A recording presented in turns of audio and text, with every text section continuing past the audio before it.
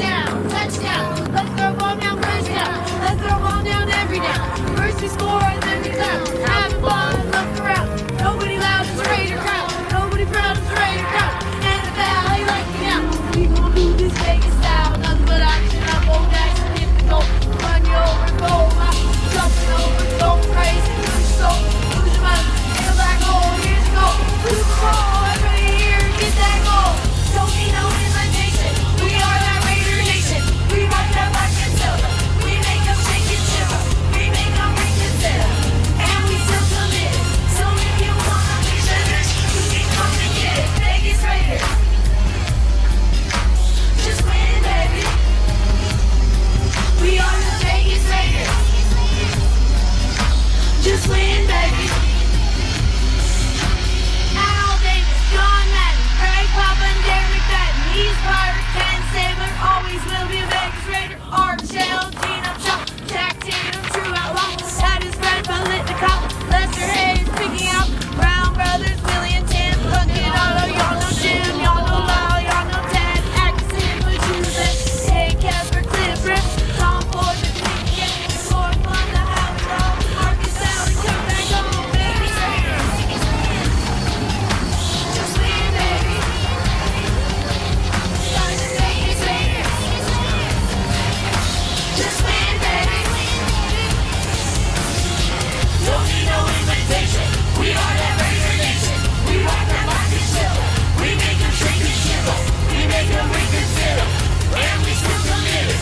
So if you want a piece of this, you can come and get it. Vegas Raiders. Vegas Raiders. Just win, baby. We are the Vegas Raiders. Just win, baby. Don't need no invitation. We are that Raider Nation. We rock that black and silver. We make them shake and shiver. Are we live? Yeah. I'll mix it. I'm live? Yeah? Okay, perfect. All right. Hey, everybody. Sorry, I need to actually turn the volume down on my music really quick. Hold on, you guys. Hold on. 5 seconds. Hold on. Okay, here we go. I'm back. Hi, everybody. Okay. So I am feeling much better today. I'm not fully back to normal, but much better. But this is 1 week of no alcohol, and I know it might feel like deja vu or Groundhog Day or something, but this one is for good now. I don't want to drink anymore, not even in New York. It's just way too destructive to my time, to my looks, to my family, because I'm mean when I drink, and I don't get anything done when I just drink.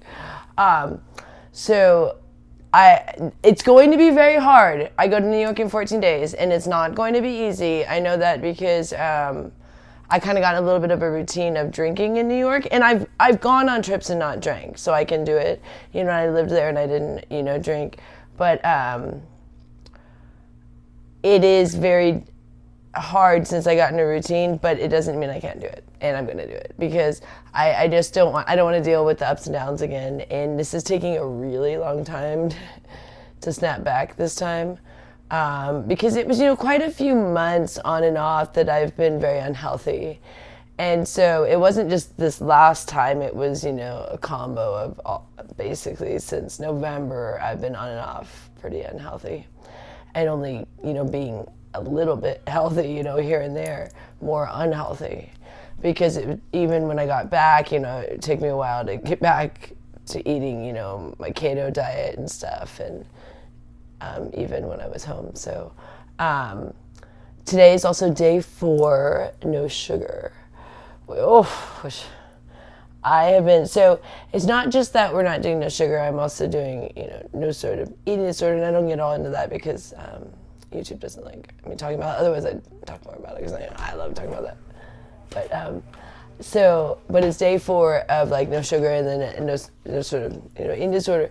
So my body's having to kind of rebuild and adjust itself. So I've been bloating. So I get Candida overgrowth, which causes bloating, and It's been bad. It's been really bad. Today is the best. Today I actually went to the store this morning, which was amazing. Which was good because I've barely gotten out of bed, the last couple. I haven't worked or anything. There's been no way. I mean, I've been like bloated, like where at times I'm like 9 months pregnant. I don't know if Richard ever posted the video. We took a little video of me when I was really bloated.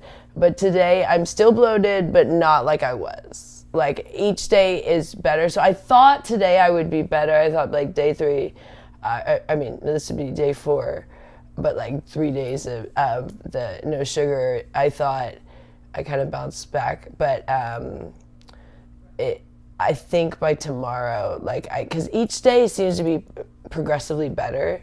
So like how much better today was than yesterday, I think tomorrow I'll be like almost back to normal. So I can actually work by the weekend, which is good because luckily I had worked enough and that was the money got held. So now that's the money we have till the weekend, so we have enough so I don't have to work, because there are times that I can't get better because I can't miss work because I have, we don't have enough money. So this was fortunate, and we timed it. I mean, I knew that I could do it now because of that. So I want to be healthy before I go to New York. I go in 14 days to Manhattan, and I was getting really unhealthy. Like, not that I was doing anything outrageous. It's just, for me, I'm normally very healthy, and it doesn't take much to really throw me off course. And I don't eat that much ever, like even, I mean, when I'm doing my eating disorder, I eat much more than I normally ever would, but it compared to some people, they eat that much, you know what I mean? But it is excessive for me, and I don't like that, and it's wasteful and stuff. But so when I'm adjusting back to the way I normally am, it's a little bit hard because I have cravings, and I've gotten used to like snacking, and we just do the meals now. But luckily, since I've been bloated, I haven't had too bad of cravings, except for last night. I had really bad cravings where I wanted to make another pound of meat, but I was already so bloated that I was like, that is just gonna be terrible. And so I just had enough sense not to do that, even though I was like really hungry. But I was like, I am already like so full and bloated, but I was feeling like craving, so I thought I was hungry, but really I wasn't. I mean, I could really fit any more food in my stomach, you know what I mean? And so I just went to bed with my cravings, but it was a good thing to just be like, no, I mean, even if I want to do it, I don't have to do it, you know what I mean? And so that's how I'm going to handle the drinking in New York, because of course I want to when I go there, because I did this thing where it's like I find it like fun where I'm like, oh, I get myself some hard ciders while I sit in my hotel room, and you get a little tipsy. But just because I but the majority of the time, like I said, my stomach hurts, and it's just and then I end up passing out, and all these other things happen. And so, but in my mind, I, glamorize this thing that it's not what I glamorize it to be. And I just had to keep reminding myself, because it's not just this fun little ooh, it's actually super destructive, and it's been really affecting my body the last several months, and just my well-being and everything, and my looks, but immediately when I start drinking, I can see, because I take photos all the time of myself for work, and just because, I don't know, me and Richard started doing that. We just try to always take photos every day, and it's fun because you can really see the differences of what you're doing, if it's working or not, or with the choices you're making of you can really see the difference. When I eat a lot of sugar, I can see it in a photo immediately, and you can really see it with the alcohol. It just makes me look different, in a negative way, and not in a good way. One thing I get is a very puffy face, and not a good way, because I can sometimes have too thin of a face. But then when I do alcohol, it's the opposite thing, where it's just very, this double chin thing going on and stuff, and the alcohol and sugar. So I'm not even fully confident yet of I don't feel fully back to normal, but I'm feeling much better than I felt the last couple of days. And today I went shopping this morning. Richard rested, and I was not tempted by anything because I really am not wanting to eat anything but my protein. But the problem is, like last night, I get these cravings where I want to eat more protein, but I'm already full. So that's the issue. But you just have to be like, no. Even though you're craving it, you don't need to eat it. So luckily we have this bone broth stew, so I ended up having some of that in the middle of the night. That helps if you really do have cravings. If you're trying to do like the keto diet, you can do the bone broth stew.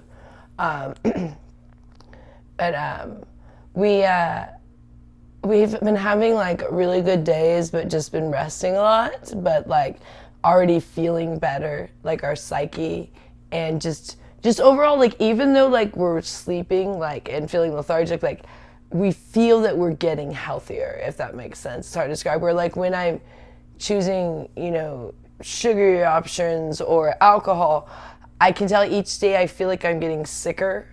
Like I go, how many days am I gonna look decent enough for photos, as I'm like drinking, and like each day it gets worse, my eyes get puffier, I get more like, hold on, and more gross, like swollen clothes. I'm like, each day is like, oof, but makeup can't cover up the mess. And as I get healthier, it's kind of going the other way, where I'm like, oh, I'm starting to like how I look again, and I'm not nearly as bloated as I was the last 3 days, because this is day 4. So I was really hoping by day 4 I was not bloated at all, but I feel like tomorrow, like I'm going to be there for like how I woke up this morning, because what my goal is to wake up and not be bloated, because I know I might bloat throughout the day a little bit, but like I want to wake up not bloated, and that hasn't happened the last 4 days. So maybe day 5, fingers crossed. But this morning was way less than the other days.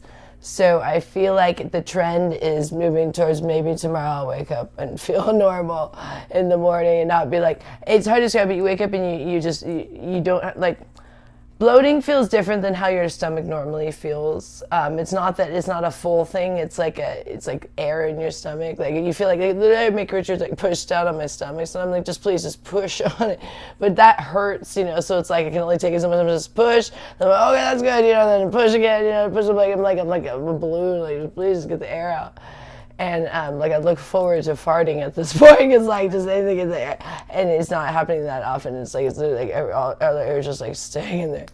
I don't TMI, but like it is getting better each day. So I'm feeling very positive, and Richard is feeling really good. He hates because he puts on the weight quicker than me when we eat junk food.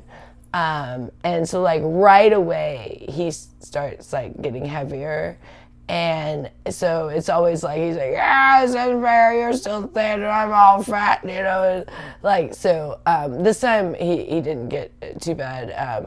He keeps thinking, I'm like, no, but he used to have a 6-pack, and he wants that back. I don't know if we'll ever go that extreme again, because that was when we weren't taking care of Gordon and Ned, so we were just like always exercising on some level. Like we would swim every morning, and we just walked everywhere, and like we were always taking photos and singing and making art and stuff. Now we do a lot more sitting around and watching TV because we're just kind of in the house. So I don't know if we'll ever be like super ripped, but we definitely are going to get more toned than we are now. Because it is important to us, and we're older, and so, when you're young, it looks good to have more fat on your body, because it just, I don't know, young people, it looks good. But as you get older, it doesn't always look as good. You know what I mean? You start to get more of the, the cellulite and the, saggy arms and the flappy arms and things. It's not as cute when you get older. So it often happens that older people end up getting more fit, and the younger people are not. It's kind of weird when young people are really fit, because they don't really need to be. And no one expects a young person to have a 6-pack. It's like, oh, you just have a nice and have a young body, But older people, it is nice when they, when they take care of themselves. So, because anyone can let themselves go. I mean, I was really letting myself go, and it wasn't even, it didn't take much. I wasn't doing all that crazy of eating. And my alcohol consumption was pretty high for the average person, because I was drinking anywhere from 4 to 6 hard ciders a day when I was drinking. That's probably pretty high, but people that drink probably do that. But then I was only doing it, for the certain amount of time, like mainly when I'm in Manhattan. But that's still a lot of alcohol, and especially if you don't drink all the time. So it was just a lot. So I'm really looking forward to not drinking, but then I know that it's going to be a little bit of a test for me, in the sense of like, here I'm not tempted, there I will be more tempted, but it doesn't mean I need to cave in. And I'm very strong if I haven't drank in a while, you know what I mean? And especially if I'm sober, you know what I mean? Versus like if I'm just drinking and then I decide like once I decide to do one drink, it's going to be harder to not drink on the trip. So I just am not going to do one drink, and then it'd be easier. Does that make sense? So, and by the time I get there, what are we at? We're at a week, and I have, so it'll be like 3 weeks. So that's actually a pretty solid amount of time to like feel pretty good. Well, I'm not saying it's as great as, if you had, many years, but actually sometimes at 3 weeks you're stronger than if you had many years, because at many years you might be like, oh, what, it's been a while, let me try again, like I did. Whereas when you're at 3 weeks, you're pretty much like, no, I'm going to stick with this. You know what I mean? And like day 3, that's too soon. Because you're just too fragile. Like you're like, ooh, it's too, you like still might be like, oh, even the smell of it, you might be not able to resist. Where I don't like the smell of alcohol, so that doesn't really do it for me. Where some people they like the smell of alcohol, I don't. So actually, like, that's why I go for super fruity things, and I don't like the taste of it. But I'm feeling really good about feeling good about like that, like how nice it'll be to like be strong. Does that make sense? Like, yeah, you can choose to not be strong, but then being strong is a lot harder and a lot more of a, like, you feel good about it. You know what I mean? So I'm glad that I'm going to be challenged, because then I can be like, oh, I did it. You know what I mean? And I know a lot of people think I'm going to fall off here, but I'm like already like stating it everywhere, like on my Twitter and stuff, because I do those things because then it's another kind of like checks and balance, because it's even more embarrassing if you told everyone. I mean, I'm already embarrassed that I fell off, from a couple weeks ago, because I'm like, oh, how many times are you going to do this? So the more you be like, I'm not going to do it, then you already feel, obligated to these people that you said. And even though some of them want you to fail, if anything, those ones you want to make sure you don't fail even more. You're like, I did not. So, yeah, it actually helps. The people that want me to fail, that actually helps, because I go like, oh, I'm not going to. And I knew they were loving when I was failing and, telling Richard to get donuts and things. Some of these people I knew even in that minute that these people were loving it, but I knew I wasn't going to stay in that minute, in that moment. Me and Rich are really funny like that, where we can go through these phases where we're doing something very unhealthy, but then we'd snap out of it, because we prefer to be healthy. And we've spent more of our marriage healthy than unhealthy. And the unhealthy times are the most memorable, but the most dramatic of like, and the most like traumatic in a sense, like the most like craziest things happened. That's why they're memorable, but like not where it's like, oh, I don't want to go through that again. You know what I mean? You're not like, oh, let's go do that again. And I know we've done similar things where we did drink again or what, then you are kind of, but. Each time I've learned, and now I've learned I don't need to keep going back. I'm 40 now, and it's not that 40 is that old, because 40 is not, but 40 is also not 20.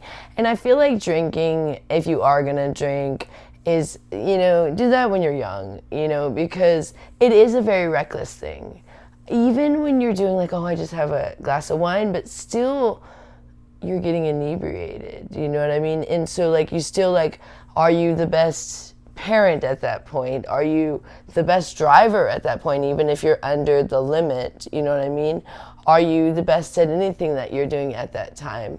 And usually the answer is no, even though we think it's yes. You know what I mean? Because even though we might feel comfortable, but we are not. Alcohol intoxicates us, so it doesn't give us clarity. It like zones us out. You know what I mean? So I just don't think there's ever a good amount of alcohol. Oh my gosh, do you know what we were watching? The weirdest thing yesterday? This guy, I forget what his name is. Oh, Brian Johnson, I think is his name. I think it was on YouTube. I don't even remember. Or something on Netflix. I don't even remember. This guy's trying to not age. Like to like crazy levels. The weirdest thing. Like, it's so weird, but one of the things was like, it said that you could have wine, and I was like, they had some like list of things.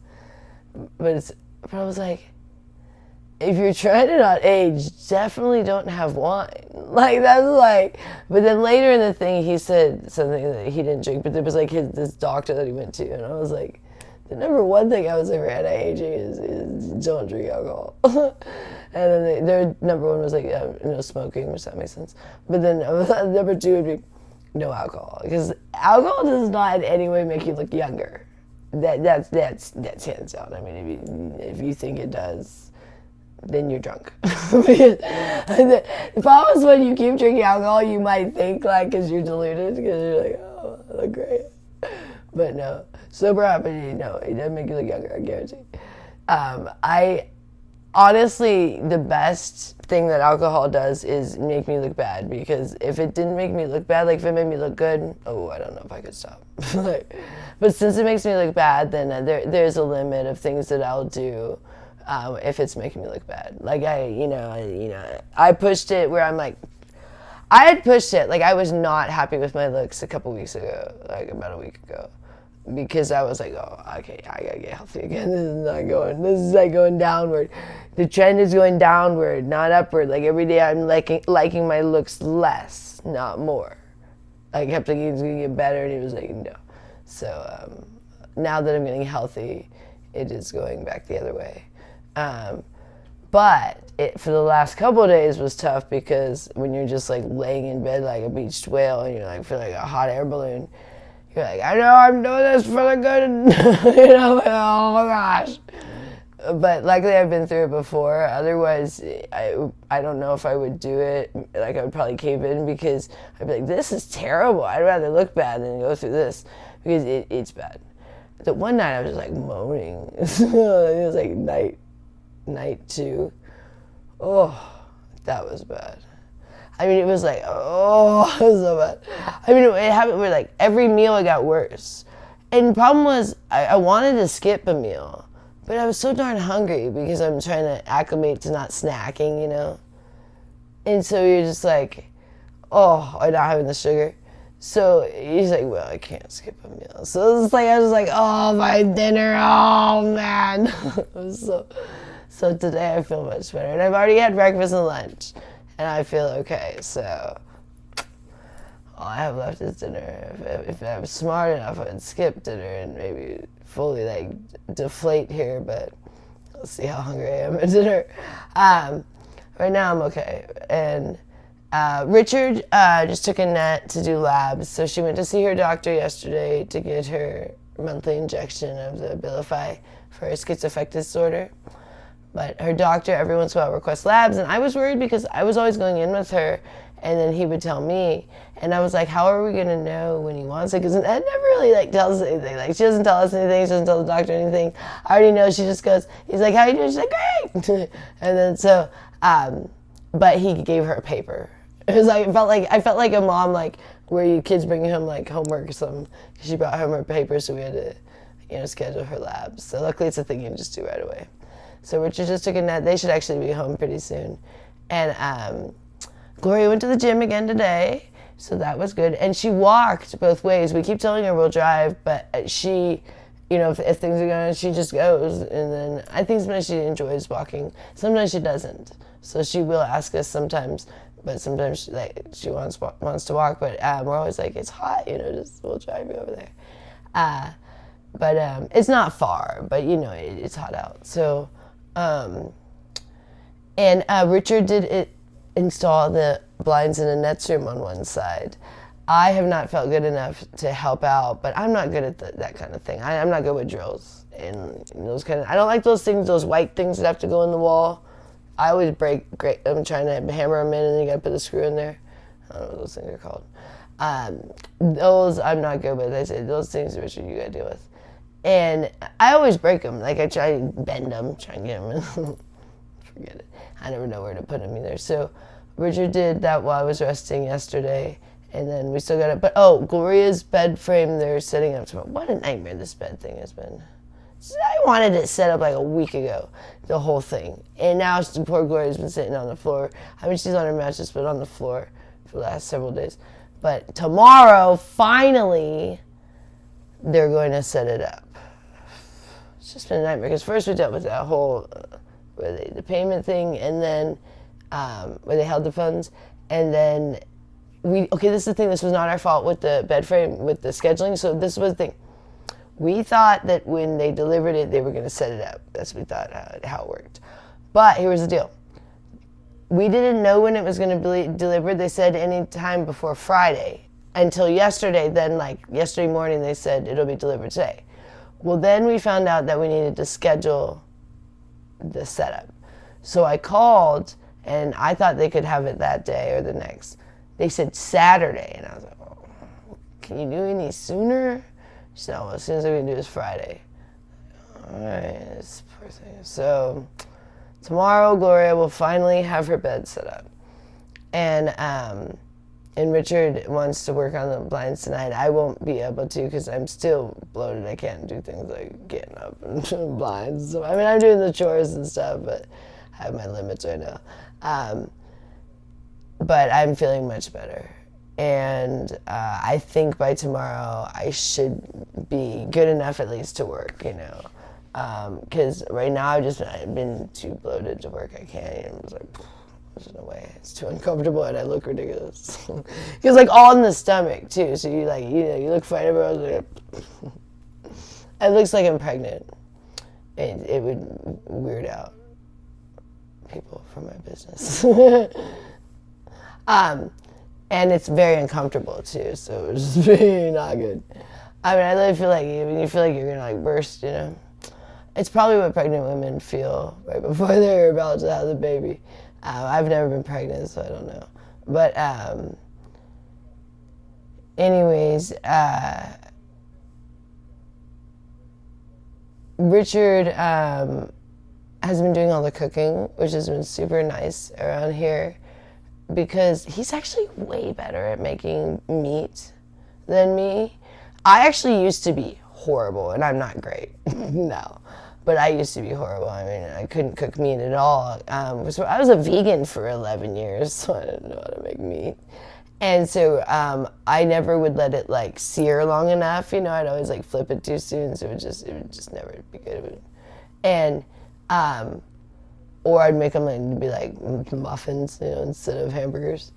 So Richard has actually been doing all the cooking of the meat, and he's been making breakfast for Gloria every morning, which she really enjoys. But now, when she came home for lunch, she kind of went out there and was, doing whatever. I haven't been out there. I don't know what she's working on, but I know we had gotten her this big old pork butt thing. and chicken. But, and they had steak for breakfast. But, I think she was putting that in the oven or something. But she likes to still kind of do little things. But Richard made her rice, and then I made a coleslaw today. I just do it with red cabbage and mayonnaise. Pretty simple, but ooh. But Gloria really likes it. So when she got back from the gym, she had all these little things. And then when I went to the store today, I got just a handful of silly little things that she likes, like macaroni and cheese. Even though it's not great for you. We had ran out, and we never replaced it. She used to have 1 million boxes of macaroni and cheese, but then we never replaced it. So I just got that, and then I got some pasta sauce, because she likes that.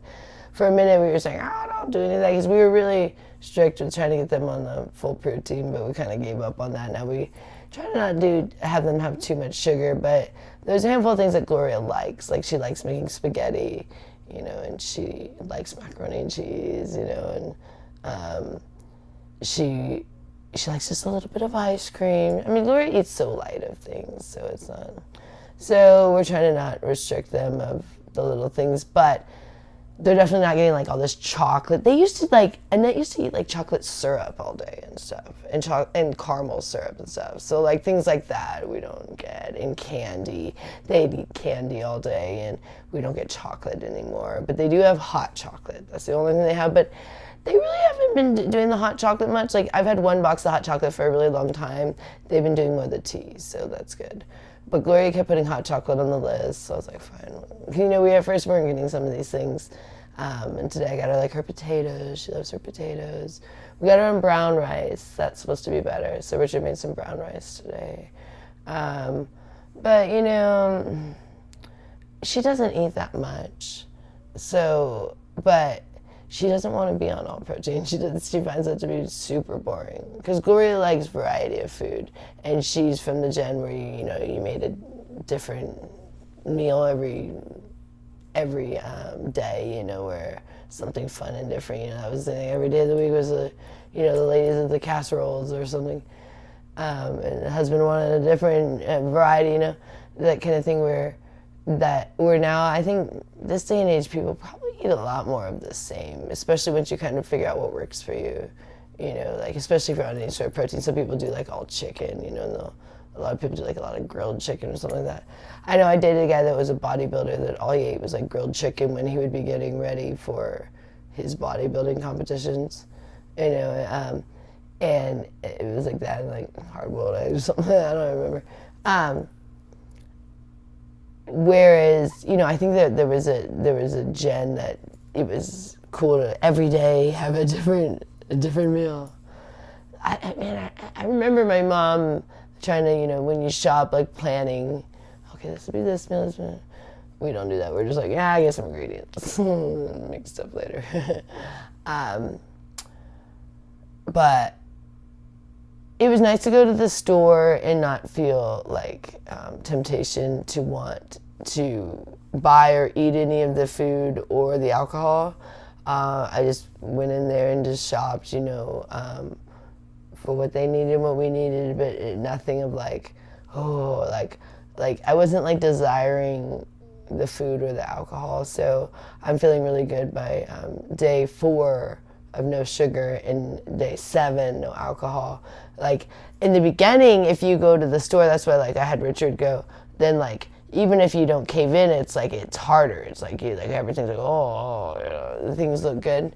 I don't feel that way now, so I'm feeling really strong. And it's really nice, honestly, to kind of have like fallen off and come back, because we get like a newfound appreciation for the protein diet, because you do at times, like I know Richard gets really a little bit jealous after a while, like when we're on a protein diet, of people that are like eating like he'll get a little like, I'm eating that cake or whatever, because Richard really likes sweets. I don't seem to experience that as much once I'm on the diet, but he's the one that really like, and then once he's always the one that falls off first, and then I kind of like follow. But this time around, I think it was more the alcohol is why we fell off than anything. So this was more my fault. But in the past, it was always Richard used to be like kind of like craving this stuff. But I think even he's kind of done now. Like he's just over it, we just don't feel like feeling crappy anymore. And we really want to kind of get fit again, like go back to doing our nunchucks and push-ups and singing and dancing more. And we've just been like way too lethargic, and just not very productive, like we have so many projects we want to do, but I'm just like too tired right now to do it. And it just frustrates me, because like everything is like a challenge right now. It's like every little thing, like I feel like, I accomplished so much when I did just something that I normally would do without a problem, like, I took a shower, like every little thing. But honestly, like even getting up and, you know, taking a shower feels good right now, even though I take a shower every day. But like when you don't feel good, like you have a tendency to just want to kind of like lay in bed. So like getting yourself out of bed, you know, and just like doing these little things feel really good. Like I didn't take my shower until just about like 30 minutes. Well, I took my shower at about, it was about noon. Because we went and got weed this morning. We ran into that Tangelo flower. So we got, what is it called? Oh, lemon essence. It's not nearly as good, but it's way cheaper, and it's more, you get like more for less, you know, than some of those nicer ones. So it'll last a lot longer, but it's not nearly as uplifting.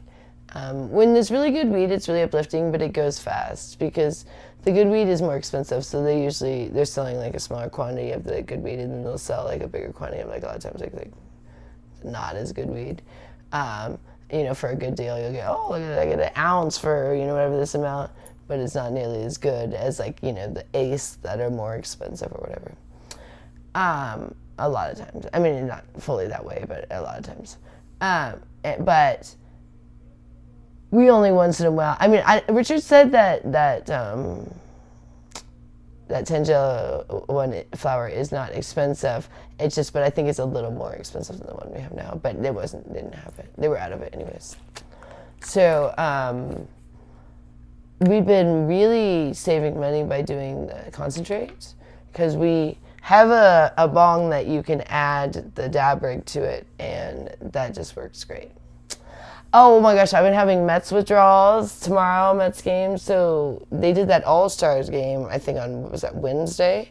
So there was nothing today, and then they're going to play tomorrow, and I'm like, I need to watch the Mets.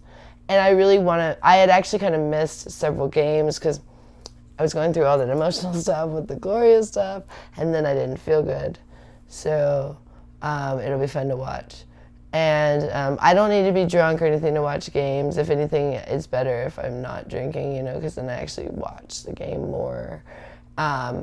And I don't necessarily need to bet. I don't even really like betting. Richard likes betting. I prefer not to bet, because when I bet, it almost taints the game, because, you know, I want it to go a certain way according to my bet. And, you know, when I'm just watching, I want whatever is best for the team. So I prefer not to bet. But I never, even when I'm betting, I don't ever like really kind of like root against my team. So it's like, if it's like the outcome's better for the team, I'm like, I don't even mind if I lose my bet, because I only bet like $5. But it'll be like a parlay, so if they win, then I get good money. But I only win once in a blue moon these days. Richard wins all the time. I don't really ever bet, but I kind of gave up betting because I kept losing for a while. I got a losing streak, and I don't feel like betting anymore. You bet. But I'm looking forward to watching tomorrow. I really do enjoy watching baseball now. Like, I've gotten really into it. You know, my family was really into it, but I was always a little bit more of a skeptic of baseball, in the sense of like, oh, it's a little more boring than the other sports, I thought, you know, but I did not understand like the deep levels of baseball. It's not boring on any level, like when you really like get into it, because there's so many things to watch. Like, I kind of was just watching it of like, you know, someone hitting the ball and going around the bases. But when you start watching like all the things and really knowing the players and the stats and different things, then it's got a lot going on. And every game almost, like some new rule you figure out that you didn't know. It's like, and there's all these extra hidden rules in baseball too, that sometimes even the announcers are, you know, oh wow, I just didn't know about that one. So it's someone that could be playing for years, because the things just people only find out when it occurs. So if it's something that rarely occurs, you might not know it's even a rule. So it's a very interesting sport. And I really like the Mets. I just find them to be just a real class act. I mean, I really like that team. And I've seen the other teams. I like a handful of other players, but I really like the Mets. I mean, I like everything about them. I mean, I think all the guys are badass. I like them all. So I'm excited to go to Manhattan. I'll watch the games there. I was so excited to find out they were on the regular TV. I mean, which it makes sense, but I don't even know how regular TV works anymore. I don't watch it anymore. We have Roku, and we've had that for a long time. Or we had Apple TV, so we haven't had cable in a million years. Probably only when we lived in hotels do we ever have cable. So I kind of just forgot if or didn't know if even I didn't know if they charge for that anymore, because when I was a kid it was on local TV, but I didn't know if it had to be ESPN or whatever. But yes, they had it on the local channels there. It was the Fox 5 or whatever they had there, Fox whatever channel it was. It's Fox 5 here. It's probably Fox something else there. So I'm looking forward to my trip.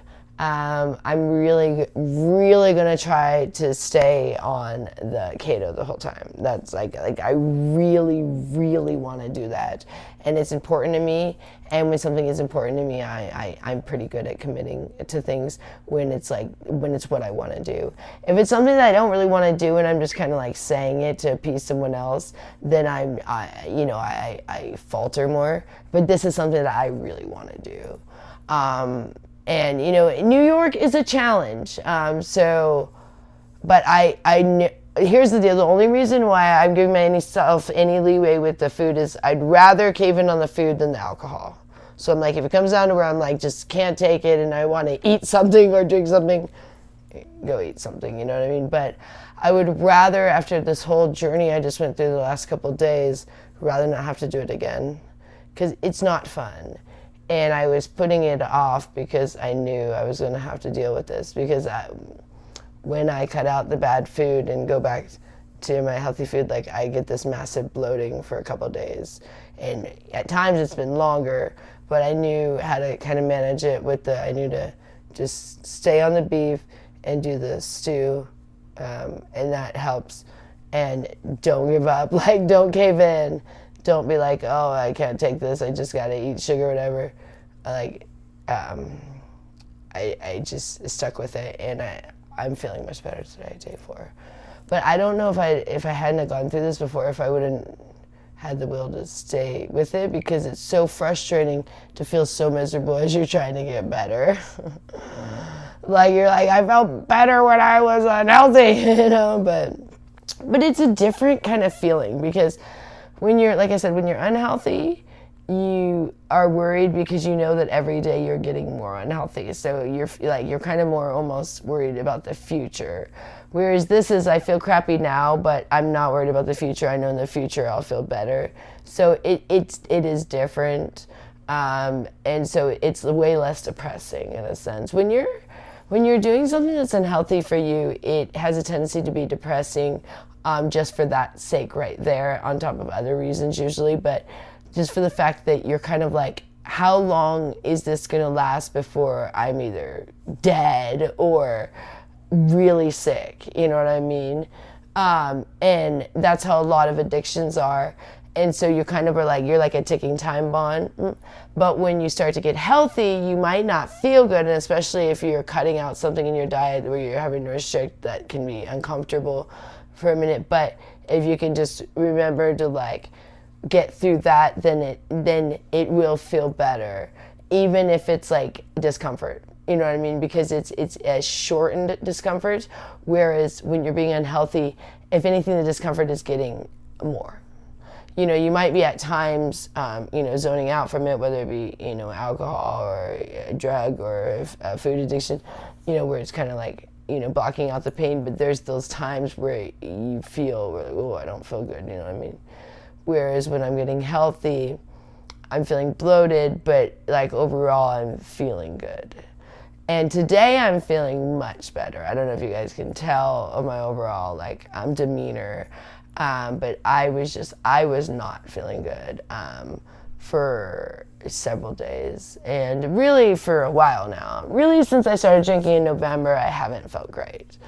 And even though it was only occasionally, it was occasionally enough, because I was going so often to New York, that it was really causing havoc on my body. And I'm really just looking forward to opportunity to go to New York and do it healthily, if that's a word. Because it is really fun there when you're healthy, because me and Richard were there for a long time when we were healthy. Oh, and it is really fun. Oh, Richard's back. Yay. How'd it go? It went good, but I guess there was a test that wasn't covered, and Annette went ahead and told them to do it anyways. Oh. So I got a call and cancel it. Oh. Oh, did you have to pay for it, or? No. They said, Oh. we're going to bill her, though. Oh, dude, yeah, it's $150. Okay, dude, I guess. And then when you go, a doctor requested all these labs, but I guess Nina doesn't know, when the doctor says you want some other one, and she said yes, because it's usually all covered by her insurance. But this one costs $140, but I don't think the doctor needed this. I think it's one of those where you gotta throw in some extra he has to call. Because you can't ask Annette, and you can't then charge her $150 for some stupid test.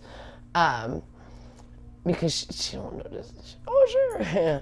So that's a little bit scammy. They've never done that before, so, but anyways, other than that, I guess she got the test that, this was Quest Diagnostics. It's kind of lame. They never did anything like that before. She goes there all the time. That's kind of lame. Because, Richard can't go in with her at that point. They take her in the back, and now they're going to ask her for things that cost money. That's not cool. Because all the other tests are free, from the doctor. But anyways, Richard will deal with that. But that went well, I guess, yesterday, and we got the labs done, so he'll be happy. They go instantly to the doctor from the Quest Diagnostics. He gets the results, so that's good. They're just labs to make sure everything's good, like her liver and her kidney and stuff. He checks all of her stuff because the medicine she takes, he says, can be hard on your organs. So he just tests everything like that and I don't know all the things he tests, but I know he tests her liver and kidney. I don't remember, he lists off the things when I used to go, but I can't remember now. But Annette really enjoys just going in herself, and I always worry because I'm kind of like the mom around here. I'm like, oh, do I need to go in and make sure everything's okay? But I don't think she would like if I went in at this point. And I think if they ever need to talk to us, they'll let us know because they know that we're there taking her, because they met us enough times. Richard's just literally in the car, so. When she goes, but it is hard for me because I was a little more make sure everything was taken care of. But I'm trying to kind of release a little bit of my control freakness because I can be a real control freak, and it's not fun for other people around you when you're just controlling everything, because everyone kind of wants to control their own life. And when one person tries to control everyone's life, that's not going to make the other people happy. Because everyone, even children, they don't like to be told what to do too much. You know what I mean? No one really likes to be told what to do. So I have backed off. And so everyone's telling me to, keep being strict, and I'm just not going to do that anymore. I also just got tired of being the hard ass around here because it really dawned on me when, this is before I kind of had my epiphany, but Gloria said something to Richard oh, it's going to be much harder when it's just Joy around here, because she was kind of saying when she passes, and which was kind of sad because she never, it was kind of the first time we talked about that, but she's getting older. I think she's accepting, and she'll be much stricter, and I was just I just don't want to be such a hard ass, you know what I mean, be it's nice that there's organization and there's a sense of, there's a routine. And I had to get it that way because it was just chaos here and everyone's doing better. But now that there's the structure, I don't need to be such a hard ass. And I don't want to be anymore. And I never really wanted to be, but it just kind of got out of hand, and then I did get angry. So what happened is, when we first got here, I didn't want to tell anyone what to do. I mean, I was just trying to we were just trying to make the best out of everything, but right away I realized in order to get a nap better, like I had to have Gloria stop doing some things, and that was really hard right away because Gloria felt very much like she was in control of Nat and making the right decision. So right away there was a lot of tension there of what I'm doing is better for Nat than what you've been doing all these years. Like, she's not gonna like that, she's the mom, so that was hard. But now it's kind of all established, so we don't have to have this like thing, so I just don't really see us ever having like much tension in the house anymore, because now that things are established, there's really no reason for us to ever like really get mad at each other. I mean, because I don't get mad if someone poos on the floor. Things like that don't bother me. It was more this like when it was just chaos and I was trying to form structure, and then the chaos I was like bringing the bed bugs back in while we were trying to get him out of the room. Things like that would just cause me through the moon, But now those things don't occur, For one thing, Gloria doesn't really try to come in. She was very much like whenever we were doing something, she had to come and kind of try to take over. She doesn't do that anymore. So she's really backed off of that. So we've all kind of like adapted. I think it was hard putting 4 adults together in a house for the first time and in a 2-bedroom. But especially like 4 strong-willed adults who had never all lived together before, like what we had, but it had been many years ago, and it wasn't very long, you know what I mean? But then to put us all in this, and have us all be kind of confined here because we couldn't do a lot because we didn't have a lot of money. So, it was like going to the club and going to work, and that was, really it. And then the grocery store, So, and getting weeds. So there wasn't, it was like we're here a lot. Like normally you'd have people all at different jobs or whatever, and so you're not like interacting as much. So we had everybody all together, and it was just kind of a whirlwind for everyone to kind of acclimate. But now like we're fully acclimated. Everyone kind of has their areas. Like someone was saying, why don't you give Gloria back the room? But it doesn't really make sense because there's 2 of us and we're married, and we could never be intimate in any way if we're living in the living room. We didn't at first take the room, but Gloria kind of forced us to take the room. She wanted us to. She kept saying, take my room, take my room, take my room. But the room was so uninhabitable that one day I finally stayed in here because I was sick, but I was like eaten alive by bed bugs, and the mice were horrible in here. But once we did take the room after she told us to, like, and after that event happened, like, where I was like, all right. I said, well, it kind of does make sense since we're the married couple to be in the room than in the living room. You know what I mean? But Gloria has always liked living rooms because she loves watching TV. And even though she's always had TV in the room, but she never watched the TV in the room. She always liked to watch the TV in the living room because it was always bigger. And she liked to sit in the living room and either chop her vegetables or do whatever there. Like she sits there, like she'll sit there and do her cooking in front of the TV, or eat her food in front of the TV. So she's always enjoyed that, and then she'll fall asleep right in front of the TV. So she always kind of liked the living room. Even when we all lived together, there was an extra room, and she always was still in the living room. She never slept in the extra bedroom. It was like made up for her, but this was in Portland. She always still, like it had been Annette's room and Annette left. And, but it was like, it wasn't fully Annette's room. It was a guest room. It was a Richard's house. It was a guest room. Annette had stayed in there. Then Annette left. And then it was a full guest room. And Gloria never wanted to go in there. She just wanted to, it wasn't Annette's room. It was just, Annette had been in there. But it was clean. It was guest room. She stayed on the couch. So she actually kind of likes living. We wanted her to have a nice bed finally. But, ideally, if we ever could, we'd love to get a bigger place where everyone has a room. But it made the most sense this way. And it's what Gloria requested too, because she said, she kept saying, go to my room. Because when we first got here, we actually were all in the living room. And I was in her room, but me, Richard, and Gloria were all just like sleeping in the living room. I was sleeping on like the chair sideways. Gloria and Richard were taking turns on the couch because we weren't all sleeping at the same time necessarily. And then I was sometimes sleeping in the car even. And someone would sometimes sleep in the recliner thing. Yeah, it was.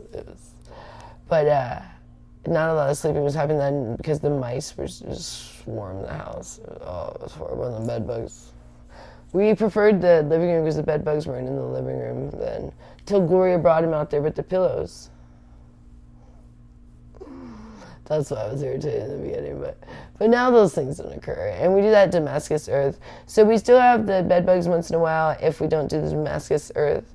But if we see them, we just do the Damascus earth. We just sprinkle the powder around the beds, and that has been the biggest lifesaver because I didn't know how we were ever going to get rid of those guys. And we're not fully rid of them, but we made it manageable by if they pop up, you spread. So we're not getting like eaten alive by them. You'll see them once in a while, and then you just sprinkle that stuff around the beds, and that works like a champ. But supposedly they eat it and take it to their nest, but apparently it doesn't kill them for good. We thought it would like fully wipe them out. Apparently nothing does. Nothing wipes those guys out forever, apparently. But so you just keep doing it. I'll tell Richard, like if I see him, I'm like, oh, Richard, get the Damascus earth. He does that.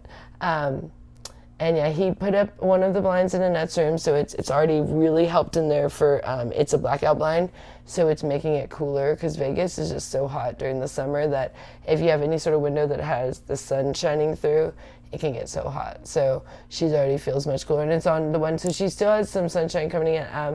I think he's gonna put the other one up, but they can now be opened because he actually put a rod. I put like nails for the ones over here.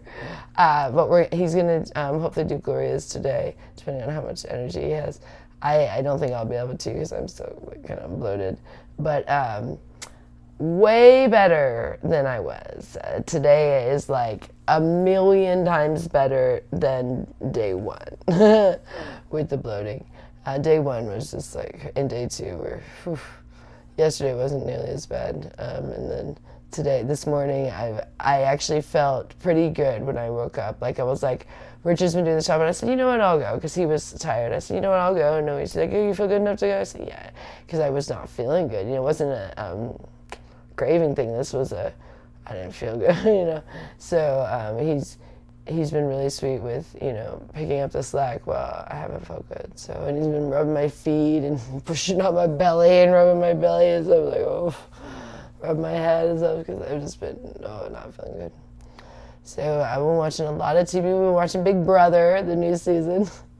I always just bitch about the contestants the entire time, but I love watching Big Brother. I like it because it's just, I don't know, it's just something different where it's like, it's always like these new characters, It used to be a little bit more like, I felt like a little bit more authentic of like real people. Now they're like clearly like their reality personas, but it's still interesting because it's new people every season, you know what I mean? And they're just people, so it's just kind of funny, this day and age they're probably a little more famous in the sense that they probably have like an Instagram or social media following on some level, but back in the day it used to kind of be like nobodies, but for these reality shows, but now they kind of have reality stars that are trained to be reality stars. But it's still interesting because like before the show you didn't know who this person was, and they brought back one of the old girls, Rachel, which we watched her season, way back, her and Brandon.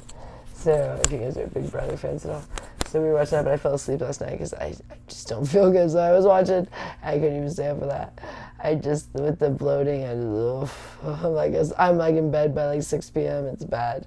So I'm really hoping tonight I am able to stay awake longer because I really don't like sleeping this much. I like sleep, but like a normal level of sleep. I don't like oversleeping. Then I feel lazy. So I don't like when I don't feel good and I end up having to sleep a lot. It makes me feel like lazy, because I like to be active. I'm an active person. I don't like going to the gym, but I like working out when it's like, especially when it's necessary for things that you're doing. Like if like in New York, I love that you have to exercise just to get things done. Like you have to walk, you have to take the subway, you're walking upstairs, I love taking the stairs. I love things like that. I love carrying things, like your groceries and stuff. I love that about New York, that we used to actually get like Topo Chicos, and we get like a 12-pack, and I would carry that thing all the way from the Whole Foods, and this was when the Whole Foods was pretty far. We were staying like in Times Square, and the Whole Foods was over like on Bryant Park, and so it was just like a good exercise just carrying these. They get heavy, these because they're glass bottles, those Topo Chicos, and just little things like that. And then I'd have like more I had all this stuff in my backpack too, and checking and things like that I like. But then going to the gym, I'm not a big fan of. And we used to do the gym stuff. Me and Rich, we would go for like 2.5 hours back in like what year? 2015 and 2016, I think it was. It may have started 2014. I think it started 2014, and then it kind of ended 2016.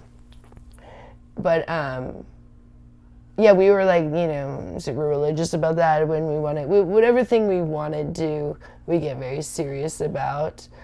But we can slack off too, and we give ourselves that once in a while. But now we're like, no more. And we both have like fully committed. It's just not even a question now. It's kind of just like, it's time. And we both are feeling much better. And we were bickering a lot because we were both feeling irritable and grumpy and not feeling good, because the sugar especially, like, you know, having mood swings. So the last several days, like, I don't think we've had a bicker at all, you know. It's just like, we're just much more mellow and like not getting angry about stupid little things, you know, like just like we were really kind of like always like, you know, it's like a tension of like, you know, kind of like snarking at each other, you know. And I think it's just because we were not grumpy and not feeling good because we were eating bad, and with me with the, you know, coming off the alcohol, you do not feel good for several days. So it was only a week off the alcohol, so even though you know, it was only a day, it still set me back. And prior to that, it was only 2 weeks, so it wasn't, you know, it wasn't that long since I was drinking pretty heavily. And someone on Twitter today was like, well, you keep saying you're gonna quit. What is this about? Are you drinking too much in New York? I was like, oh no, I just am an alcoholic and I shouldn't drink. And I was drinking in New York, but I'm not going to anymore. Yeah, and he was like, oh, okay. Funny, people that aren't alcoholics don't really understand, and they'll be like, oh, just have a drink, and you're like, yeah, it's easier said than done. I was wondering, because they were picking up Annette, it's so hot. They're wondering why you won't give her a water bottle. Annette, she has a water bottle. Yeah, she has a water bottle. She has the water bottle that my sister gave to me, and it's a really nice water bottle, and I gave it to Annette. She loves it. It's really nice. It's one of those clean canteens. But she also has, in the fridge, she can at any point, we have the waters that we have, like the spring waters, in the small waters. She can grab those. Like, they're in either fridge, but I have them in the front if she wants them, so I always keep in stock for them. So if she wants to put one of those in her purse, which I tell her to, but she prefers that clean canteen, it's actually really nice. I actually took it to New York twice. Actually, I think only once, maybe twice. And then I realized, you know, Annette really likes it. Because I'd given it to Annette and then I had borrowed it back for my New York trip, and I said, I'm not going to do that. So I now just leave it with her. And I realized it's a pain in the ass bringing a water bottle. I'm going to buy a water at the airport and stop being a cheapskate. Because then you're lugging this canteen for the whole time you're in New York. Every time I change hotels, like this stupid thing. It's like, because it doesn't always fit in the bag, and I, you know, clip it on my suitcase, but, you know, it bangs around. And it's just like, annoying. And Annette really likes it, so she puts it in her purse. She loves it. It's yellow. She loves it. It's actually, those are actually really nice. My sister sent it to me. It's like one of these my sisters sent me over the last however many years, except for the Amazon gift card and that water bottle. And so it actually meant a lot to me. And so like giving it to Annette was like, I felt it really cool because it came from my sister, and so then it went to my other sister. You know, I don't know. So, but she really likes it. She really likes it too. Bless you. So it's just funny the little things that Annette will really like she won't use any other one but that. We actually have a lot of water bottles too, so she can, ones with lids, and she puts them in her purse, and lids that close so it doesn't like spill all over her purse. Thank you, Adriana. Oh yeah, and bless you, bitch. That's funny. Yeah, I was just. He sometimes has the craziest sneezes. That one was not one. Sometimes he has the loudest sneezes you'd ever hear in your whole life. And I mean, they scare Casper. Like if I'm cuddling with Casper, he goes darting under the bed when Richard has one of those sneezes. Oh, monster sneeze. Yeah, Richard can have the loudest sneezes. Gloria too has, they both have really loud sneezes. It's funny. But yeah, everything is going really well here. It's been hot in Vegas, but not as hot this week as it was last week. It was like 112 like last week. This week it's actually been in some days in the 90s. So it's been much nicer, but it's still very high. Yeah. So we tell Annette, she almost always puts during summer a water bottle in her purse. Whether it be, like I said, one of those spring waters or usually that canteen. She likes that clean canteen that my sister got. And I think it's kind of special because it's kind of like, it's a sister thing, you know. And I'm really looking forward to New York. I mean, I don't like leaving home, but if I do have to leave home, I'm glad that it's to New York, you know, and I do enjoy going to New York. So it's one of those kind of conundrums, or like, I don't know, it's a little bit tough for me because I do love going to New York, but I don't really like leaving home. So it's like, it's hard. Like, my favorite thing to do is just be home. Like, I'm a homebody. I've always been that way. But, you know, if I am going to travel, then, yeah, New York's the place to be for me. Yeah.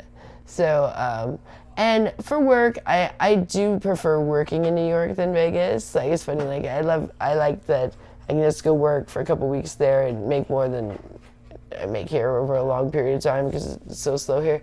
So it just kind of like, it works out better for me, and then I can kind of relax more when I'm in Vegas and not worry about, because Vegas is a lot more like you have to be like available like exactly when someone needs you. There's so many options, so you don't have to be so like, it's very annoying here. For years it's been where if you miss the one call that came in the middle of the night, then you might not get another call for, you know, a couple of days, and then it was like, oh, that was the one I needed. And New York's not that way. Like, if you miss that one, you'll get another one. So it's a very frustrating thing in Vegas. And Vegas has always been that way during certain times of year, especially like during summer, where like if you missed the 1 or 2 calls that came in at maybe a time you didn't feel good, maybe a time you were sleeping, maybe a time you weren't available because you were seeing someone else, but then that could have been the only business for, you know, X amount of time, and then you're like, oh, darn it, you know. It's hard out here. And whereas New York, it's never like that. So that kind of like stress and anxiety and pressure to be like, you have to be available at any time, really was driving me insane over the last however many years I've been working in Vegas, because I was basically on call 24/7, 7 days a week. And not that I worked all those, but I had to be available in case that was when I needed to work. And it was just it's kind of annoying to never kind of feel like you can relax and just kind of like chill. Yeah, tons of good places to eat. That's why I'm trying to stay on my keto diet and not go crazy there. Yeah, someone said, which you're saying, someone said there's tons of good places to eat in Manhattan. Yeah, there's tons. But I don't eat at restaurants, so that's not an issue for me. My biggest concern would be a food cart, you know, like a burger from a food cart, that'd be fine. So I'll be fine, or a kebab. I like those kebabs, you know, those are all keto, so that'll be fine. So I'm not that worried, actually. I really feel, I've done it before where I stayed on the keto too. So I've done it before. No, but I mean, I've even done it on a trip where I did the keto on the trip, you know. So yeah, and I've done it where I've done half of the trip that way, you know. So I can, if I can do it any of the time, I can do it the whole time, you know what I mean? So it's just a commitment that you have to make. And right now I'm like fully committed. So I think by 3 weeks of the no drinking, and that'll be 18 days of no sugar, then I think I'm gonna feel pretty strong, because each day you get stronger and you feel less tempting to want to eat the junk food, because you just kind of like got over this hurdle and, you know, you made it, and, you know, you're like, oh, I don't want to go back, you know what I mean? I know I'm good, you know. So it's actually good when you kind of had it more sooner than when it's been years, because when it's been years, you're like, oh, I don't remember how bad it was what it felt like to go through in and out of the sugar, you know, or the alcohol, where when you just went through it, you're kind of like, nah, I'm good. I'm good. You know what I mean? Like, as you get older, you don't want to like keep going around over the same roller coaster and over and over. And your kid, yeah, you'll go a million times on the same roller coaster. I remember we would do that at Great America, and I would be like, Dad, why don't you want to keep going? And he's like, no. You know what I mean? Where we would go like 10 times. But adults, they'll go once and hate it, you know, they'll be like, that's enough. You know, my dad would get like vertigo. And the kids would keep going. When you get older, you just don't feel like doing the roller coaster over and over, or even maybe once. When you get older, yeah, I'm good, I'll skip it. And you don't feel that you're missing out. Like, you're not like, oh, I'm missing out, I'm not on that roller coaster. You're like, no, been there, done that, got the t-shirt, got the, you know, took the crazy photo, you know, I'm good. And that's just kind of how I feel with the eating bad and especially the drinking, that it's kind of like, you know, I've just been down that road, you know, and it's not my first rodeo. I've how many times I'm gonna, how many Groundhog Days, that movie irritated me so much, the one with Bill Murray. What irritated me was that I kept going, like, when is it gonna stop doing the Groundhog Day? When I was watching that movie, I remember I was like, okay, how many times are they gonna play this day over again? And that's what I feel like when I make bad decisions, is like, how many times am I gonna keep going over this and then deciding that being healthy is smarter, it makes more sense for me and that I like it better. So, you only have to beat yourself in the head so many times to, like, realize, bad analogy, but you know what I mean? So, it just kind of, like I said, me and Richard are kind of just like, as much as we kind of at sometimes are envious that we're not young at heart anymore, where we're just, bouncing off the ceilings and wanting to go be adventurous and all these things, but we're like, it's just not the time for us because we now live here with Gloria and Annette, and we've had that time, and we now, our bones are much more fragile, and we get much more tired. So the idea when, like, it's like, even the idea of, like, let's go travel the world, I go, oh, it sounds tiring to me. Like, when you're in your 40s, when you're young, you're like, I want to travel the world.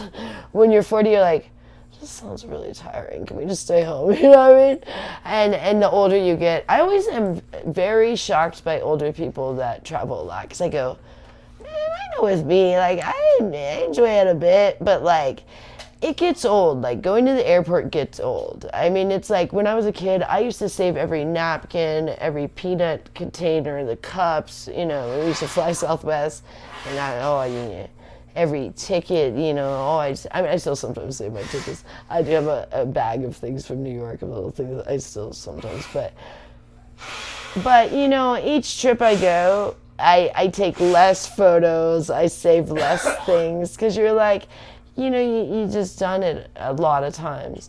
So this is my 7th work trip. No, but I'm saying, he doesn't get what I'm saying. He really just said the opposite. No, I'm not saying I'm tired of going to New York. I'm just saying, he said, let's go to London. Like, the opposite of, like, what I've been thinking about this for a minute. Yeah, no, it would be nice to go to London. But no, I wouldn't care if I go to London or not. Like, it would be nice to, but I'm at the point of my, that I'm good with, if nothing else, like, super exciting happened in my life, I would be okay. At this point, does that make sense? Like, if everything kind of just was, like, even keel for the rest of my life, where I just, go on these trips, have some fun, but not, like, anything wild and crazy, nothing where I'm, regretting posting stupid videos because I'm drunk, or, falling on my face and things, or injuring myself. Just, like, a normal trip, like normal, even keel adults have, I think you can handle the food in London better than New York. Yeah, then, I would like to go to Europe, but I would not be upset if I died without going to Europe, because I feel like I have traveled enough in my life that I feel good, you know what I mean? I don't have, like, this, like, bucket list of things that I'm like, I want to do this.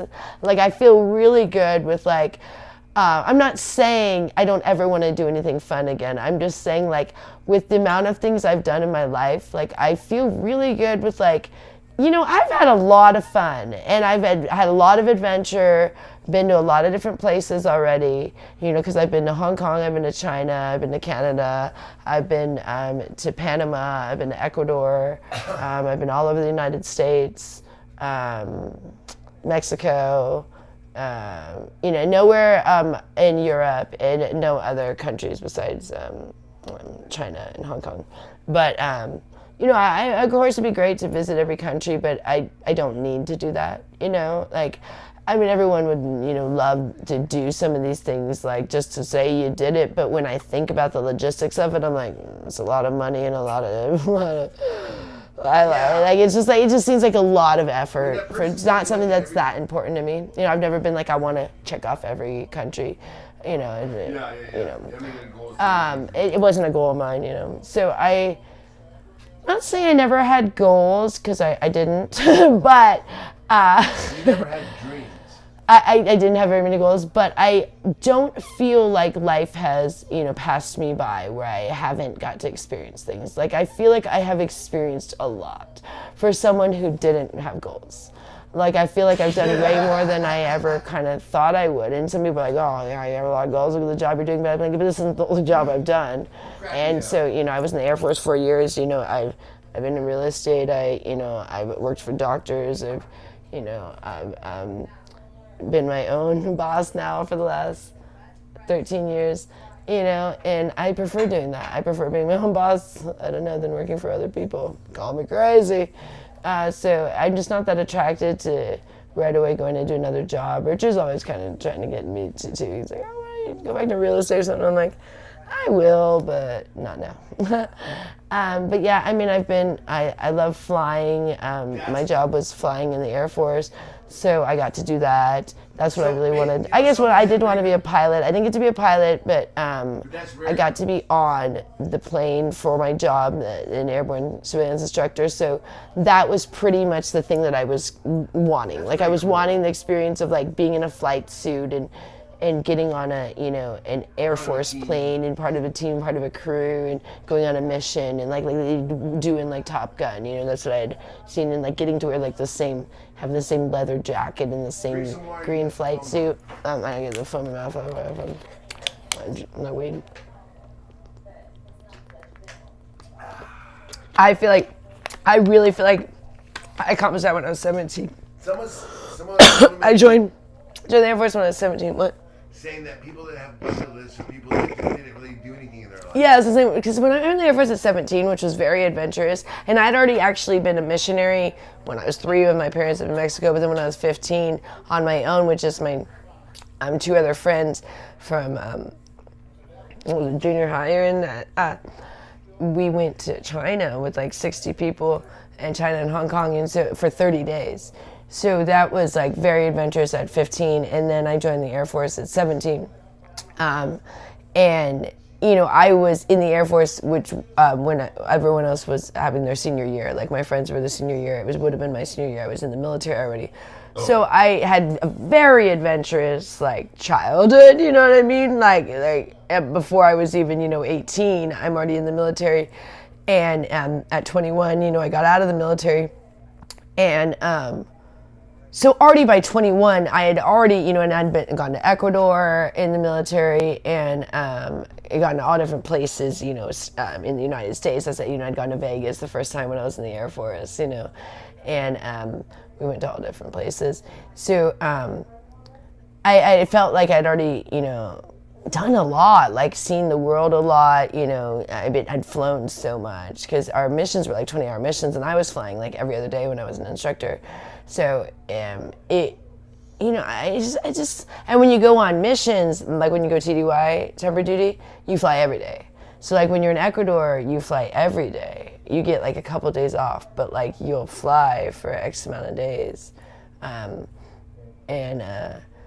know, and they're long flights, you know, and so, you know, I don't know, and then when I got out, you know, I got into real estate, and I got really into real estate, more on the admin side, but like fully in where I was working for Keller Williams, and I was in the market center admin, and that it becomes a pretty big job because that place is huge. We had like 300 plus agents.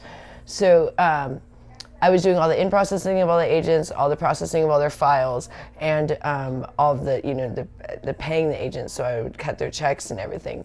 I wasn't the bookkeeper, but I was doing all that, and then we had a bookkeeper. So it was a pretty big job, like, and it was a job that I could have done as a career. People stay as a career doing that job.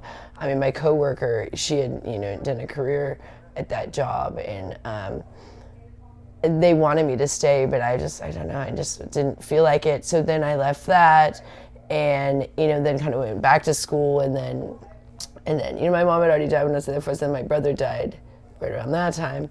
And I was just like, after like the second family member died, I was just kind of like, I don't know, I was just tired of trying to live like a normal life.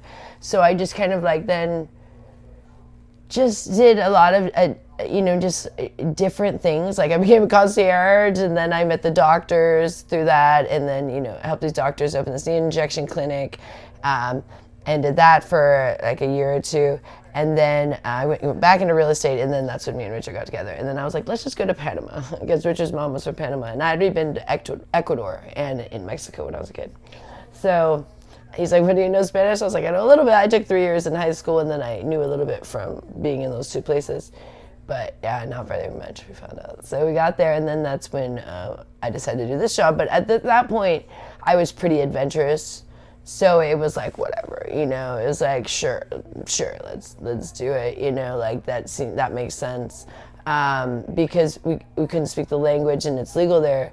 So, but I just didn't feel like, oh, I've never done anything in my life, so I don't want this to be my only existence. I already felt like I'm good with like the jobs I've done. So if this is like what I become now, I was okay with that. But it is harder to transition out of it, you know, because I don't know, you don't really want to go back to the normal jobs, but you also don't want to do this forever. So it's like, you know, there'll be a time. But yeah, I don't know. I felt, but then this job has given me, oh my gosh, like so many like experiences. Starting in Panama. Yeah, Panama was probably the most. The Panama experiences were just crazy. I mean, because it was my first year, so just in that alone was a crazy experience. Like, cause you must remember it more than I do. You know, you just like I just did it. Like I no one told me what to do. No, and I just went and I just figured it out. And I just started my own routine of what made sense to me, but no one ever guided me in any way. So I didn't know what to do. You know, like I found out by doing it wrong usually at first. Like I found out, you know, like things like you need to get the money right away up front. Like don't ever wait for the, you know, I didn't know these things, you know. You find out certain things, you know, and a trial and error a little bit. But it was really good in Panama because people were pretty nice and they didn't really speak the language. So there wasn't a lot of like people kind of getting in your shit, because in America, a lot more where people just like kind of drilled me questions when I was new, which I didn't like because I'd have to lie because I wasn't going to tell everyone my whole story. But it just kind of, I don't really like lying, so I don't like when people like force me to like, you know, answer questions that you're going to have to make in like, oh, are you single? Well, yeah, you know, even though I've never been single, you know. I've never been single in this job, but people don't want to hear the truth about those things. But in Panama, I didn't experience that as much because a lot of times there was the language barrier. So it was kind of nice because people just kind of like, I don't know, it was just more of like just like hanging out with somebody. Like people needed more like, companions, but like, I don't know, it was a very, it was always, no one was ever, very rarely was anyone ever rude in Panama. They were usually very nice and very almost like, oh my gosh, you're American, that's so cool, like in awe, you know, of me being an American girl. So I was treated very well. But when I first got to Vegas, that wasn't the case. I was not used to that. Like people were rude here. And people were still sometimes rude here. Not as much on the strip, but sometimes, but like the locals here are really rude.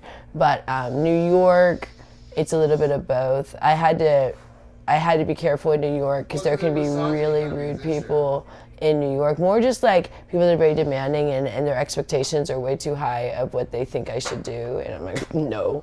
You know, and they just think that should be that way. And you're like, no, that's not what most people think is what this job is. No. You know, and then they because there's no really cut and dry. There's certain, you know, and so some people can really get mad, write you bad reviews and stuff, but get out of here. You know, because you don't want to do certain things that you don't do. Like, no. We watched those movies.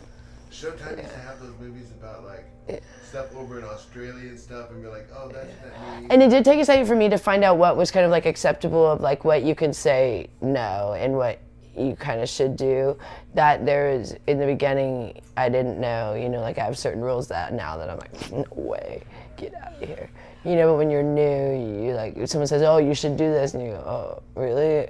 Oh, yeah, every other girl does this, you know, because they'll always tell you that. No. Oh yeah, especially when you're new. Yeah, when you're new. So you just have to kind of like, for me, I was just like, it took a minute, but and they know who's new because I've never had any really bad experience. Like, if it was bad, I left. Like, so it's never been very bad. And we, you know, did a lot of vetting before. It's all through texting ahead of time. So they know they're trying to get you to like them. Yeah, they want you to like them, so usually pretty nice. But some people have more demanding expectations of what they think should be involved in the setting. of like, no, that's not what, no. Because like, it's one thing and it's not another thing. Like, it's like, you know, it's supposed to be like a certain experience. Some people can take it too far where they think it's more like the movies. You go, no, sorry, I'm not. No, you can't be flipping me through, you know, somersaults and stuff. I've had that before. And you're like, I'm an old lady, get out of here. But you know, you have your limits. But when I was younger, I was more open to have a little bit more craziness of like, I did get like flopped around the room a little more, you know, like not aggressive too much, but you know, people, oh, let's try this and this. Now I'll be like, that's not gonna work. Let's not even bother with that. People always want to like lift you up and do these weird things. No, let's not go there. Because most people are not strong enough anyways. Even if someone thinks they're strong, when you lift a person, it's much more difficult. People don't realize, guys always think they're gonna be strong until they try to lift a person. It's harder. It's harder. So, yeah, it's just funny. But I find that this job has given me just countless stories and just different things. And I've met so many interesting people. Some people I've not liked, but most I've liked.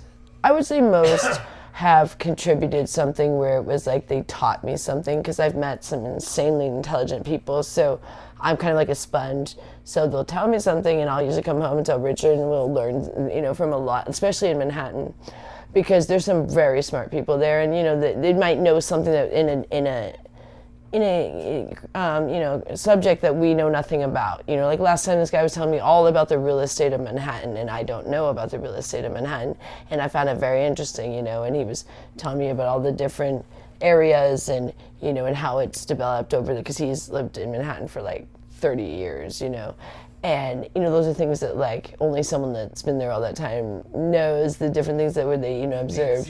Yeah, and, you know, I find that interesting, and I'm like a sponge for like, wow, you know, and whenever I'm in New York, people always tell me, I love, like, they'll tell me about some baseball event that happened that, you know, you had to kind of be there. Cause it might be televised somewhere, but it's such an old game, you know, that you were at this one game that they, you know, that the one person, you know, and they'll just tell you the whole thing, because everyone, you know, they lived that moment. And I just like that you can only know certain things that you learn from other people, and especially from older people, you know, because some of those things are gone, you know, in history. They might not be even documented. Yeah, so the same thing happened in Panama. You learn about a lot of the inside of yeah, in Panama, I learned a lot. all the time. A lot. And I also, there's a lot of international people in Panama. And when I was there in 2012 to 2013, there used to be a ton of international travelers. So I met people from all over the world in Panama. And same thing, very intelligent people, because there used to be an insane amount of wealth in Panama. Like way more than even Manhattan or definitely Vegas, but like some of the people, it was an insane amount of wealth there. But then it's so drastic, the poverty. Like you'll literally have like a king next to like a shack. Like it's weird, and they're like okay with that. Where a lot of other people or places don't feel comfortable with like extreme wealth next to poverty. They want to like keep poverty out of their eyesight. This was like you have a shack next to a mansion. But yeah, I mean, the cars there were phenomenal. I mean, the cars, there was this one restaurant that just, I mean, you had to have like a super nice car, I guess, obviously, to even eat there, because every car that was around the restaurant was just like a Ferrari and above kind of thing, you know? Like, or just like a real, like the nicest Range Rover you could ever see, or the nicest Mercedes you could ever see, you know? Yeah, they had the Porsche Panamera had just came out, and we saw it there for the first time, you know. And then they had those new Audis that just came out. Was it the A7s or whatever those? Yeah, the A7. One of my clients that picked me up in whatever it was, the S7 or A7, the new really nice one they had. He picked me up in one of those, you know. And then people pick me up in these cars. I think they even had some people from the UK there. Oh yeah, there were tons of people from the UK. I used to see a guy all the time from the UK. They were trying to. I remember. No, there was a client that I would see. He came to Panama for something I can't even remember, and he spoke English, so I should know, but I don't remember. It's been too long ago. It was like, 13 years ago, 12 years ago. He would come all the time to Panama, like a monthly thing, and I was there for a year, so I saw him a bunch of times, and because he would see me every time he came. and I would see him at this one hotel. I don't remember the name of it, but he would go to this one hotel. It was over there on the, remember that road that where Best Western was? That main road was that El Rayo. Well, the El Rayo was the market. El Rayo Mercado, but then there was that. I think the street was like El Rey, or something like that. That one right there. But anyways, there's this main street. But I remember he had like a little Bluetooth speaker. She's not gonna hold on. Just a side note, Matthew T. He big Trumper. Wants to hear more about the assistant to George Bush. George Bush, but I said you're not. I'll talk nuts. A little bit. That guy's nuts. Yeah, he's nuts, but he's nuts. But I'll probably say him again. No, but yeah. But anyways, he's nuts though. He's that guy. Parties a little too hard with the alcohol and everything, especially he's one of those where the alcohol's like just like pouring out of his pores. Yeah. But this guy had a Bluetooth speaker, and this was 2012, and I remember like those were like cool because they was like cutting edge. But I remember he'd bring his little Bluetooth speaker for to set the mood. But anyways, that guy that was in Manhattan. He is very close with the Bushes. That guy has a lot of money, but like that guy got screwed over because he was one of those that just was worth like 80 million, and then he got a divorce, and he had a new deal coming in that was like 100 million, so he didn't care. So he's like, yeah, you can have it all. So that's why I felt like I had like 80 million. Like everything, like all their houses, they had like all these mansions all over the world and everything. Well, then he got sick and the deal fell through. So now he's like, he still has a lot of money because he just has other things. Wealthy people have like other assets or things, but he's not doing as well as he was, and it's really pissing him off. So like when I was with him, he was having to like go through all of his like cards, and it was happening because his wife was wanting more money, his ex-wife. So like they're cutting off all of his cards too. So he had like 30 cards that were like they're his cards, and he's like each one, oh, darn it. And I was like, he was so mad. So it's like to kind of watch like people that are really up on top.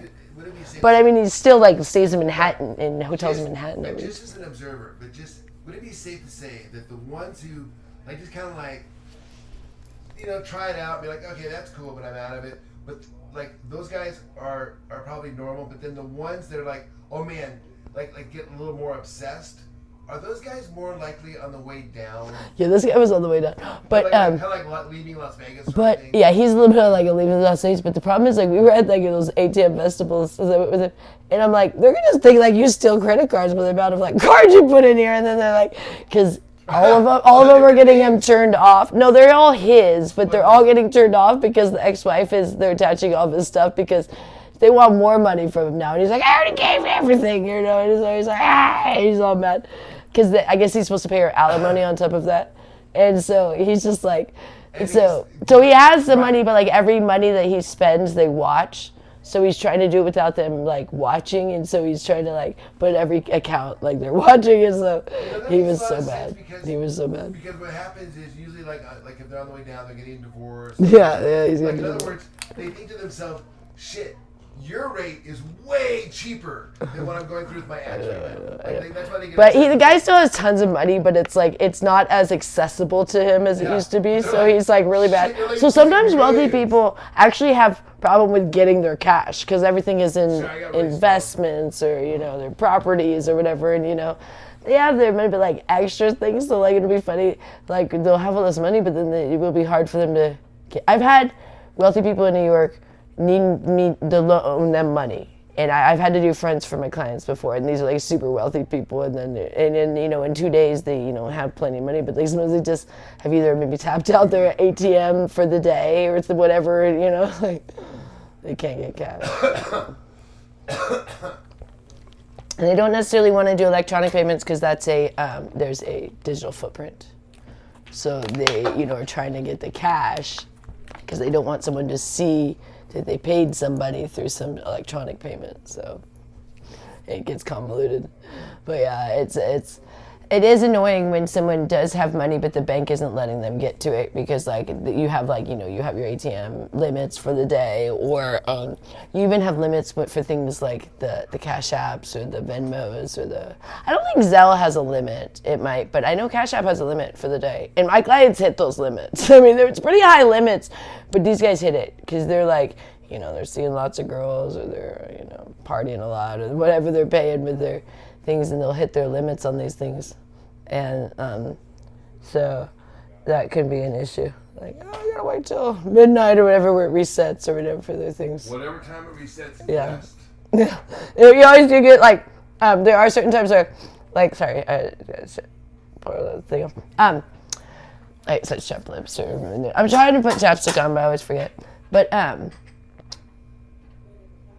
we do find that there are certain times where, you know, if it's like after midnight, you know, it's more active because it is people's reset of their limits for things, but also things like on the 1st or the 15th are way more active because people just got paid, you know, or things where the end of the month it's, And also you know, the stock slower. market's booming. You know, so we really notice when people get stimulus checks and things. Oh, that's when actually we did really well during the pandemic, is when people got their stimulus checks. A lot of people saw me. Like, because there was like, no one was seeing, because everyone was broke in the beginning of it. And then when everyone got those checks, like whenever that was during the pandemic, then actually I got really busy for a short time during the pandemic. And then after everyone ran out of their money, then it got slow again. Yeah. So we really see the waves. Oh, tax season, you know, but right before taxes, it's slow, you know. Administration is a Democratic. I found that we're busier with Republican. Does it matter the side or the actual president? Because I imagine It seems like during Clinton's era, but I can only imagine during Clinton's era, man, it must. We were busy during Obama, and we were busy during Trump the first time, but then it was pretty slow during Biden time. Sleepy town. Sleepy. And but we did really well during Obama, so that was Democratic. But then we did well also when it was Trump the first time, but then Biden, no, and we're doing okay now. I mean, it's not great in Vegas, but it's starting to get better. It was better than Biden time.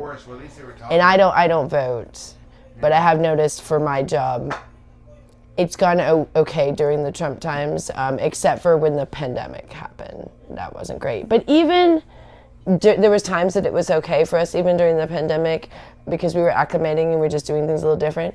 But then during Biden, it was really slow. Like, it was bad during the Biden time for us. Like, I don't know if everyone was asleep, just sleeping and eating ice cream like Biden, but I don't know.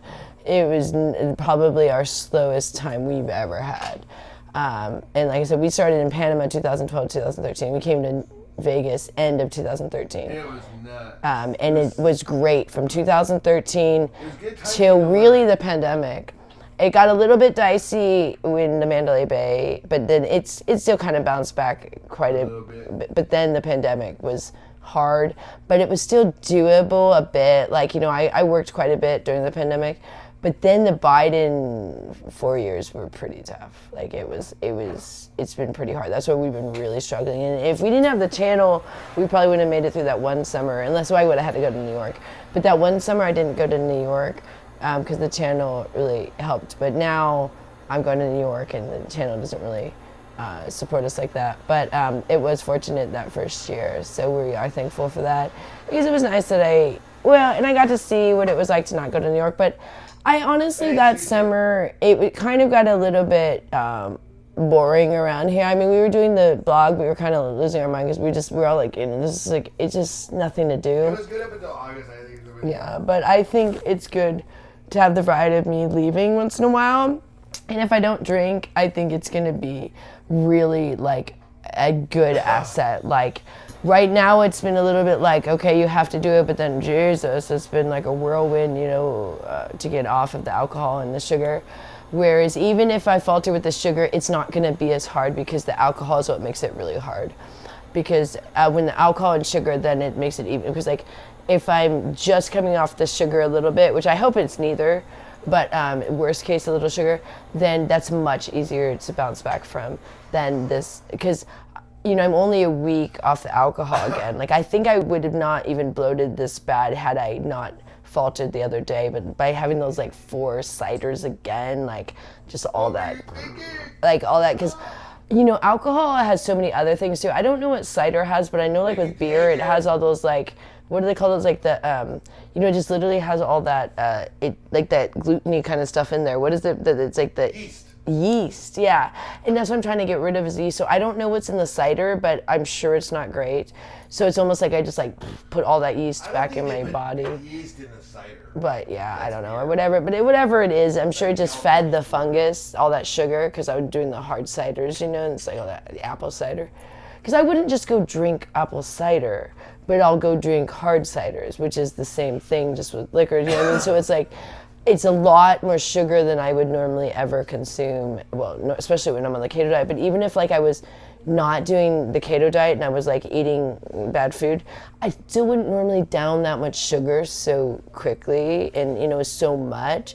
Like I would, you know, probably choose less sugary options. Like I'm over eating like cereal and stuff. I don't know, it's not really my thing anymore. You know, I'm just kind of over like eating like sugary things. And so, but with the alcohol, I was choosing such sugary things because I don't like the taste of alcohol. So in order for me to drink alcohol, I want it to be sugary. And then there was something about, you know, when you have sugary and alcohol, it's like, you know, you just get used to that, like, you know, that like where it's like that little bit of sugar and then that little bit of like, you know, where you're a little bit like, you know, you start to get intoxicated. So it's just a feeling that people get used to, but I don't want to feel that anymore. And it's not really as great as like I was glamorizing it out to be when, like I just experienced it the other day, 7 days ago. It was like, right away I was like, this is what I was like, you know, trying to avoid. It's just, can you blow out those 2 candles for me? Sure. They've been going on. I try not to burn my candles all day, otherwise it'd be gone. But I forgot. But like I have candles. Oh, Casper. So Richard plays a game with Casper now with those little Timothy Hay. They claim it's just Timothy Hay, but you're only supposed to give him a couple a day. Richard, I don't know how many Richard gives him, but not too many. But his new game, it's in the cage. So Casper has become obsessed with going in his cage now, which is good because it actually is good exercise for him because he goes up the stairs and he goes down the ladder and then he goes, you know, up and so it's actually and then he goes up on the chair now. Remember, he used to be terrified of that chair. So because Richard hides him, so he either puts him on the chair or all around his cage. And so Casper, like if he wants the snacks, he'll go get on his cage and like he's like trying to tell Rich, I want to play the game. He loves the game. I mean, he likes the whole game, not just like getting the snacks. He likes like the looking for him. Like it's a really fun thing. And what's cool about it is it's really making them closer. So Casper's being less of like such a mama's boy, which I liked that, but I didn't like it when the fact that when I went to New York, it was like so extreme of like, oh, he's such a mama's boy, we're cuddling 24/7, and then I go to New York and I'm gone for 2 weeks. So now we only cuddle once in a while because he really has been really kind of like doing this game with Rich more, and it's not that they do it all day, but it's like, it just kind of like he that's like more the thing he's into than like cuddling. So it's like, if he does that game twice a day, then he's good. And you know, we'll cuddle like once, where he used to like be like all day wanting to cuddle, and it was almost too much at times because sometimes I couldn't get things done because he was just like. So now, if anything, when I'll go to see if he wants to cuddle, he's just kind of like, no, he wants to like, you know, go in his cage or like play around. And these things actually make him much more active. So he's been losing it, and we're not doing any more carrots for him. It's like 0 carrots. And not even carrot tops. He just gets lettuce now in his little kibbles. And we got him some organic kibbles, and they're also they're organic with high fiber. So yeah, even Casper's getting healthy. So and that's saving us money too because we were spending all this money on carrots. Oh, there he goes. He's gonna find it. Oh, he just found it. He just found it. He's so cute.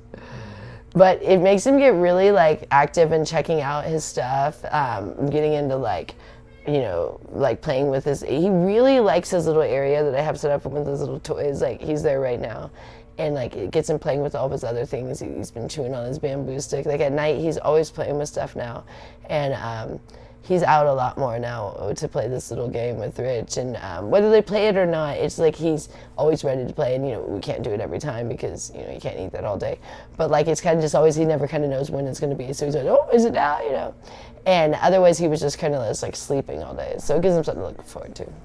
And I only have Richard do it because I want that to be like their thing, and I want it to be like when I'm in New York, they at least still have their little thing, so Casper isn't so like, because he really does miss me, and people think like I'm crazy, but no, me and Casper are really attached. And I think bunnies are extremely intelligent, so he seems to understand like certain things. Like he knows like when I put on my one shoes in my bag, like that I'm going to the store, and then he knows when I bring out my blue suitcase, and like I think he understands that's like New York. Like I think he sees when like I have that suitcase and when I have all that stuff, like I think he's now getting that like I'm gonna be gone for a while, like because you can tell he doesn't worry like when we're just going to the store. He can tell there's a difference. So he's a pretty smart bunny, because like right before I leave on trips, he starts to get like upset, and then the day I leave, he like is upset, because he's smart. He understands like that I'm gonna be leaving. You know what I mean?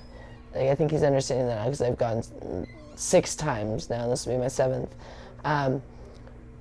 So he's kind of gotten accustomed, because like I was noticing today, like he's really cute though. Right before we leave, he always comes over. He always wants attention right before we leave, because he always knows we're leaving. Like if we're gonna go in the store, because like I said, we put on like our bags, and I put my purse. He's smart. I mean, animals are they have to survive, so they notice things. They learn things. And so they're perceptive of little things. And so I think bunnies are extremely intelligent. And I think you should always see bunny, bunny, bunny on the first. Rich, are you about ready to talk? Yeah, I'm getting a little bit tired, but I have had a lot of fun today, and I'm feeling much better than I have been feeling. And I think each day, I think my blogs will get better, where I'll be more entertaining. I know I've been really like melancholy, like Eeyore. And so I apologize. Yeah, let me get those off real quick. And then... Oh, you haven't showered yet. Yeah, so you take a shower. Richard's going to take a shower, and then we'll have him take over. And yeah, we're done with all of our chores for today, right? Yeah, we took it in that. Yeah, so tomorrow they come to put. Did you put any more blinds up? I did not. No. Yeah, we'll do that tomorrow. I just got home from taking it. Yeah. No, I know you said. Oh, you didn't blow out the candle. Oh, I thought I did. Sorry. I thought I blew out one of them. Well, yeah, you blew out one of them, but there's 2 of them. Yeah. Okay, 5 minutes. All right. If we keep it going all day, it'll ruin the whole candle. You'll have like no candle left. I try to light the candles for just a little bit of the day, so it gets a nice smell in here, but not all day, because then they're expensive, But Richard's taking a shower, and then he's gonna blog for a little bit, and I know some people are like, why are you on here, or whatever. But there's a lot of people that really like Rich too, and he reads the comments and stuff. So I always like him to come on for a little bit, and interact with people that like to talk to Rich. And I get tired, and I always think it's good for him to kind of end the vlogs. So. Hopefully in a couple of days we'll start doing more fitness stuff. He might, but it's pretty hot out there, but he might do some push-ups or things like that. But we're struggling a bit with like the fitness right now, because we got a little out of shape, but more just the energy right now, because we're day 4 of sugar, but we haven't kicked into ketosis yet.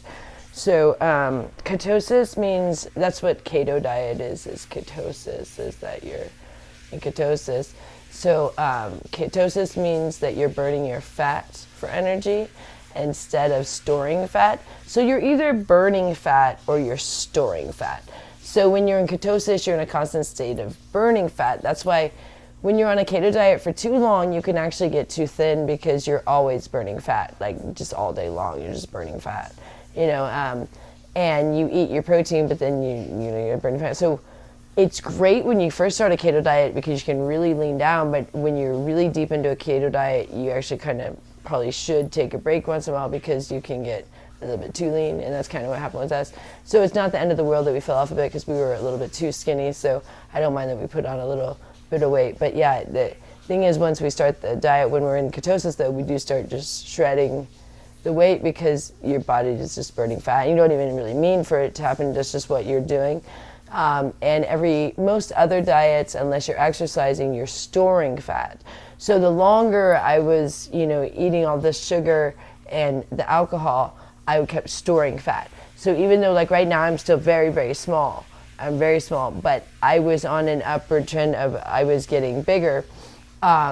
Whereas on the keto diet, we're either staying the same or shredding weight. So it's a good feeling, but not that I want to be much thinner, but I didn't like having the trend of that every day I was gaining weight, and not necessarily even like weight on the scale, but just like the way my body was morphing was like, oh, now my clothes aren't fitting right, like nothing was looking right, because it was morphing into a body that I didn't like. And when I am healthy, then I like my body. I don't like my body when I'm unhealthy, and especially even all the years that I had an eating disorder, I never liked my body because it's never right when you have an eating disorder.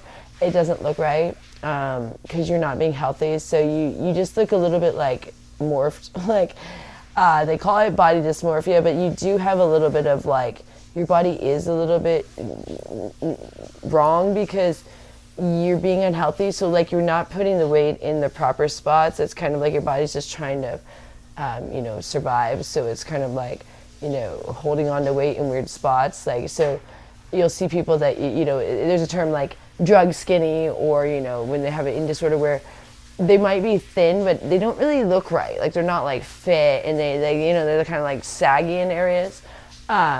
That's when people are unhealthy, and I think that's kind of what's happening with some of these people with like this Ozempic. I don't know what's going on with Ozempic. I'm always interested in seeing what's going on with these things because everyone tries to jump on these trends, and there's always going to be a downfall to something that like especially made you lose weight so fast and just so easily. Like, oh, you just injected and you're thin and no problem.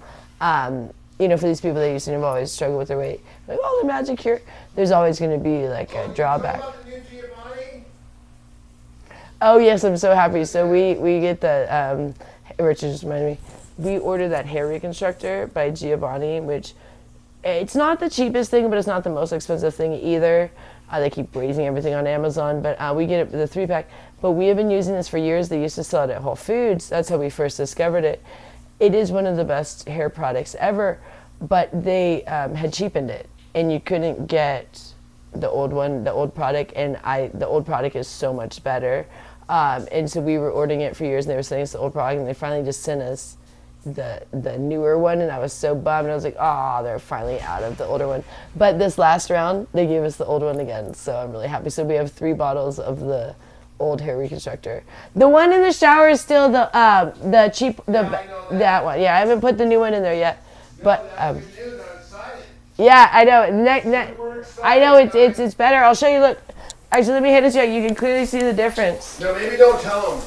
No, I already just told him. But look, oh shoot! Look, you can clearly see the difference. Look. Oh yeah. Oh yeah. Look at how much like it's like literally a different color. It's like a darker white. Because the new one, they literally have cheapened the formula, so it's got like more, and it's less in the bottle. Yeah, you can use that one. So you can see there's all these air holes in the bottle, and it's like a more clear, where the old one was like a white color. And I'm just so happy because I was like, yeah, they still have someone stocking. You never know. You order it, they're gonna send you what they send you. Depends on which distribution they send it from. But I'm hoping that I was happy that they're not fully out of it because I thought it was like just gone. Because what sucks is as you get older. I remember when I was young, you hear the old people complaining. You're like, oh, stop complaining that everything was better when you're younger. But it really is when you get older because what happens is things get cheapened. So yes, there are products that are better, like technology, but technology has a drawback too. But there are things, that, yeah, okay, we've gotten these things that are, a lot more efficient and, and work better. But there's some things that were better where like the actual formula was nicer, like the soap was better, the shampoo, the conditioner, where now they've like cheapened the products. So you can no longer get what you had when you were a kid. And that's the fact with a lot of things that I really liked, and now like they've just gotten cheaper, and you can't even buy what you used to like. It doesn't exist anymore because they don't make it that way anymore. And so the older you get, you do start seeing more and more things like, oh man, they really don't make it that way. And in food, you notice that a lot. Like in New York, the food tastes the way you remembered when you were a kid, if you're older like me. Where you're like, that's why in New York, you're like, oh, some of this stuff still does exist. Like, they just obviously get it, like, the best. In Manhattan, they do sometimes get, like, the best of everything. Like, everything will be the best that it can be, whether it be a box of cereal or, you know, a steak. It's the best box of cereal and the best steak that you can get anywhere, even if it's the same brand. Like, they get the better batch of everything, like I said with this hair reconstructor. You're ordering the same thing, but you might get the new batch or the old batch. I like the old batch. That's kind of how New York is, where they're obviously getting like the old batch of everything, where things when they were like, still like when I buy my products there, I always like them so much better. Even like the lotion, like, oh, this is so much more luxurious than even the same lotion. Or like I get the Pond's face cream. I got it one time when I was in Chinatown, and it's way better than the one I get on Amazon. It was just like Pond's face cream. It should be the same that you order on Amazon, but it's just not. And so when I go to New York, everything feels like so luxurious. Like, and especially the water is really nice there. So when you shower, the water pressure isn't always great. That's one thing in New York, you sometimes like trickle. It's terrible. Their water pressure can be bad. Usually at most hotels you have pretty good pressure, but if you're like renting a place, it can be dicey. And if you're staying at one of those Airbnbs or something, we had one time it was like trickle at one of those like Airbnbs. But it was horrible. I mean, like, how do you shower with this? I mean, it was like nothing. It was nothing. I mean, you couldn't even fill the tub. Was the same thing. Like 2 or 3 hours to fill the tub. They didn't even have a plug for it. So it was ridiculous. But with something about their water, it is like some of the best water in the world. And you can drink the tap water there because the poor people have to, and so they have to make it really nice water. That's where the tap water here is like not good in Nevada, and especially in Vegas. So when I'm there, when I shower and when I use the products, even if it's the same products I have in Vegas, when I buy them in New York, it's like everything's like, oh, this is nice, like the shampoo, the conditioner. So I always find that my hair is nicer there, but when I'm being unhealthy, it's tough because it's like, it's kind of healthier. But so I'm hoping this trip, like that, you know, I give my hair some life back and my skin and stuff and give it some nourishment. Because in the past, when I've been on trips that I didn't eat bad or do the alcohol, then it improved my looks when I came back. But on these trips that I've been like being reckless there, then I'm coming back and I'm like, you know, not looking good the day I come home, you know. So, because you can actually look really good going to New York if you go in small doses. If you live in New York, it gets tougher. Because I mean, people do look really good in New York, but the problem is, it's such a strain on you that you start to you don't sleep a lot and you get more and more tired looking, and also you don't see the sun a lot in Manhattan, so people get really pale. So like we looked best when we had just come from Vegas and then lived in Manhattan for a short amount of time. But once we lived in Manhattan for a long time, even when we were still being healthy, it does start to kind of wear you. So I mean, you don't get near enough sleep, and sleep is really important to look good and stuff. So it's funny, even though like all the models and everything are there, I don't know if they always live there long term, because it's an exhausting city. I mean, it's fun and it's cool and it's lively, but lively has a drawback if you don't maybe always want lively. Like sometimes you need calm. That's a good point, Scooter. Joy mentioned that. I was just What? that. The water softener. Yeah, we need it. it. Hotels works better with the water softener. Products work better at the hotels. Right, and we have a softener here. We need to actually figure out how to get it going, and we don't have to call them, but I don't even know if it still works at this point, you know, because it's but Gloria and John had one. It's in the garage, because the water here is so bad that's actually really harsh on our hair. On top of like our hair is not nearly as nice as it was like when we were in Panama or Manhattan, or New York. So living here, it's so dry in this harsh water. But then when we're being unhealthy, that doesn't help. Like I noticed right away, like I can literally tell if like when I'm in New York and if I had been healthy all day and then I decide in the evening to have alcohol or sugar, I can see my hair literally like flatten. Like it'll be like maybe there was volume to it. Today. It's not much volume because it's still kind of recovering. It just hasn't fully kind of bounced back. But let's say I'd been being healthy, but it's better than it was a couple days ago. But it's just been like a mess since I started being unhealthy. And I think I took it too long where my hair like I took it too far. So now I'm trying to kind of build back. My hair gotten pretty, kind of starts to get really not as thick, and not as full. Really flat and kind of, when you get older, you do lose hair every day. So you don't want to be too reckless with being unhealthy because then you lose more hair. But it can bounce back a bit, your hair can kind of, but can't be back to when you were young. So, the more times you do these, reckless, unhealthy little rendezvous, you might not bounce back fully the older you get. So that's the other thing is, when you're young, you kind of always feel like you can bounce back, and you usually can. But as you get older, you might not be able to. So it's like, how many times do you want to test fate on that? So I'm just like, I don't know. And looking good is very important to me, not just for, like my self-esteem, but literally for my livelihood.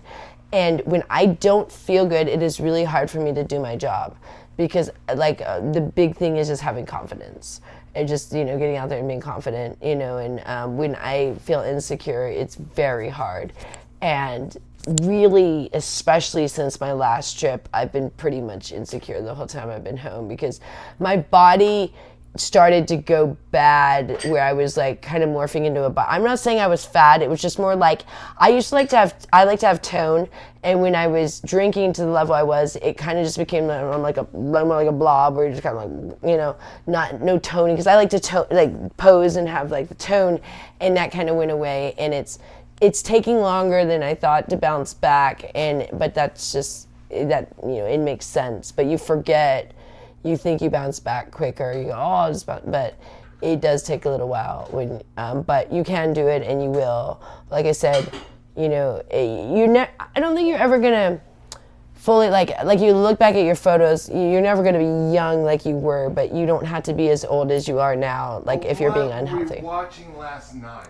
That's what I'm saying. That guy, Brian Johnson. Yeah, that was weird. Brian Johnson? That guy's taking it too far. He's trying to reverse aging to like the level where, for one thing, he won't see the sun, which is weird. So he looks like albino, because like he thinks that like seeing the sun, I think sun ages you, but like color is good for your overall well-being, and some vitamin C and D or whatever you get from D. I think you get from this sun. Like, so it's really weird because he's wanting to look young, but the first thing you think, like, he looks a little bit like an alien because he's so pale.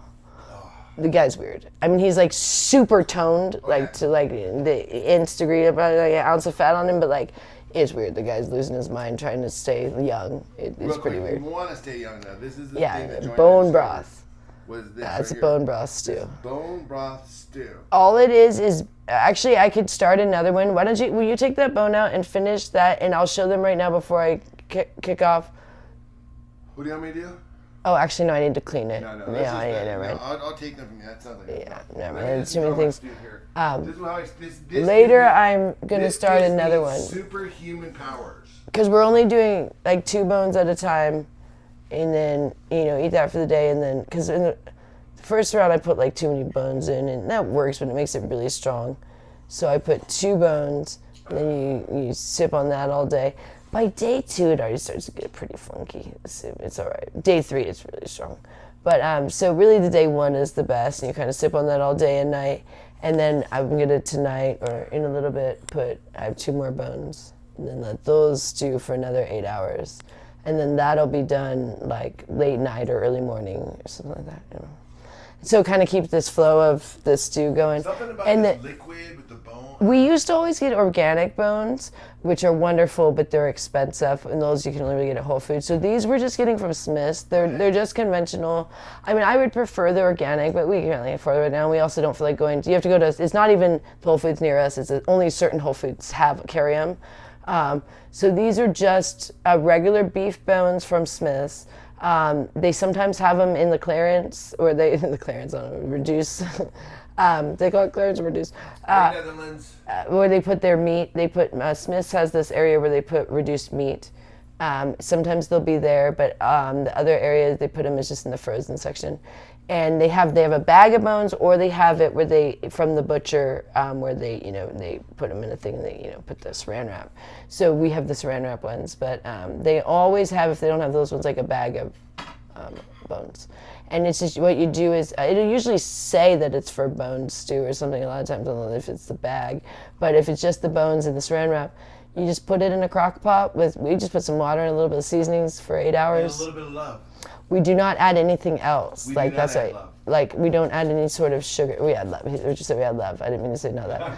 I didn't mean to not love. I meant. why'd you No, keep I'm it sorry. here? I know. Why I was do you meaning. catch yourself? I know. Just I was write saying down something. we don't add like any sort of That was sugar. hilarious. Like Gloria, one day we said to make it, she's adding That was noodles and all hilarious, this man. stuff. You gotta- We're like, no. Bone broth stew doesn't even really add noodles We were because it's like bones in there because you leave the bones in there. And when you can eat around the bones, or you can literally kind of gnaw on the bones. Richard likes to, or you can suck the bones. I don't know if you guys can say, bones have nutrients inside it. So if you can suck on the bones and all do you this make your teeth grow back? nutrients come out of the bone. And then you can also, some of the bones, if they're like the knuckle bones or whatever, they have the marrow inside there. It means you have to dig the marrow out. And it's almost like a buttery consistency. It's very rich, but it's acquired taste if it's something you eat. Like we love it, but we've had people over and tried to give them our stew. This is many years ago, and they were just like trying to be nice, and they were like about to vomit. I mean, because if you're not used to it, it's a lot to take on. It's a strong flavor. It's hard to describe. Like beef bone broth it's a strong flavor. And the longer it sits in the bones, the stronger the stew. The stew gets stronger and stronger each day. Hey, baby's here. Yeah. Oh, hey, baby. Hi, baby. Hey, baby. Baby. Baby. Baby.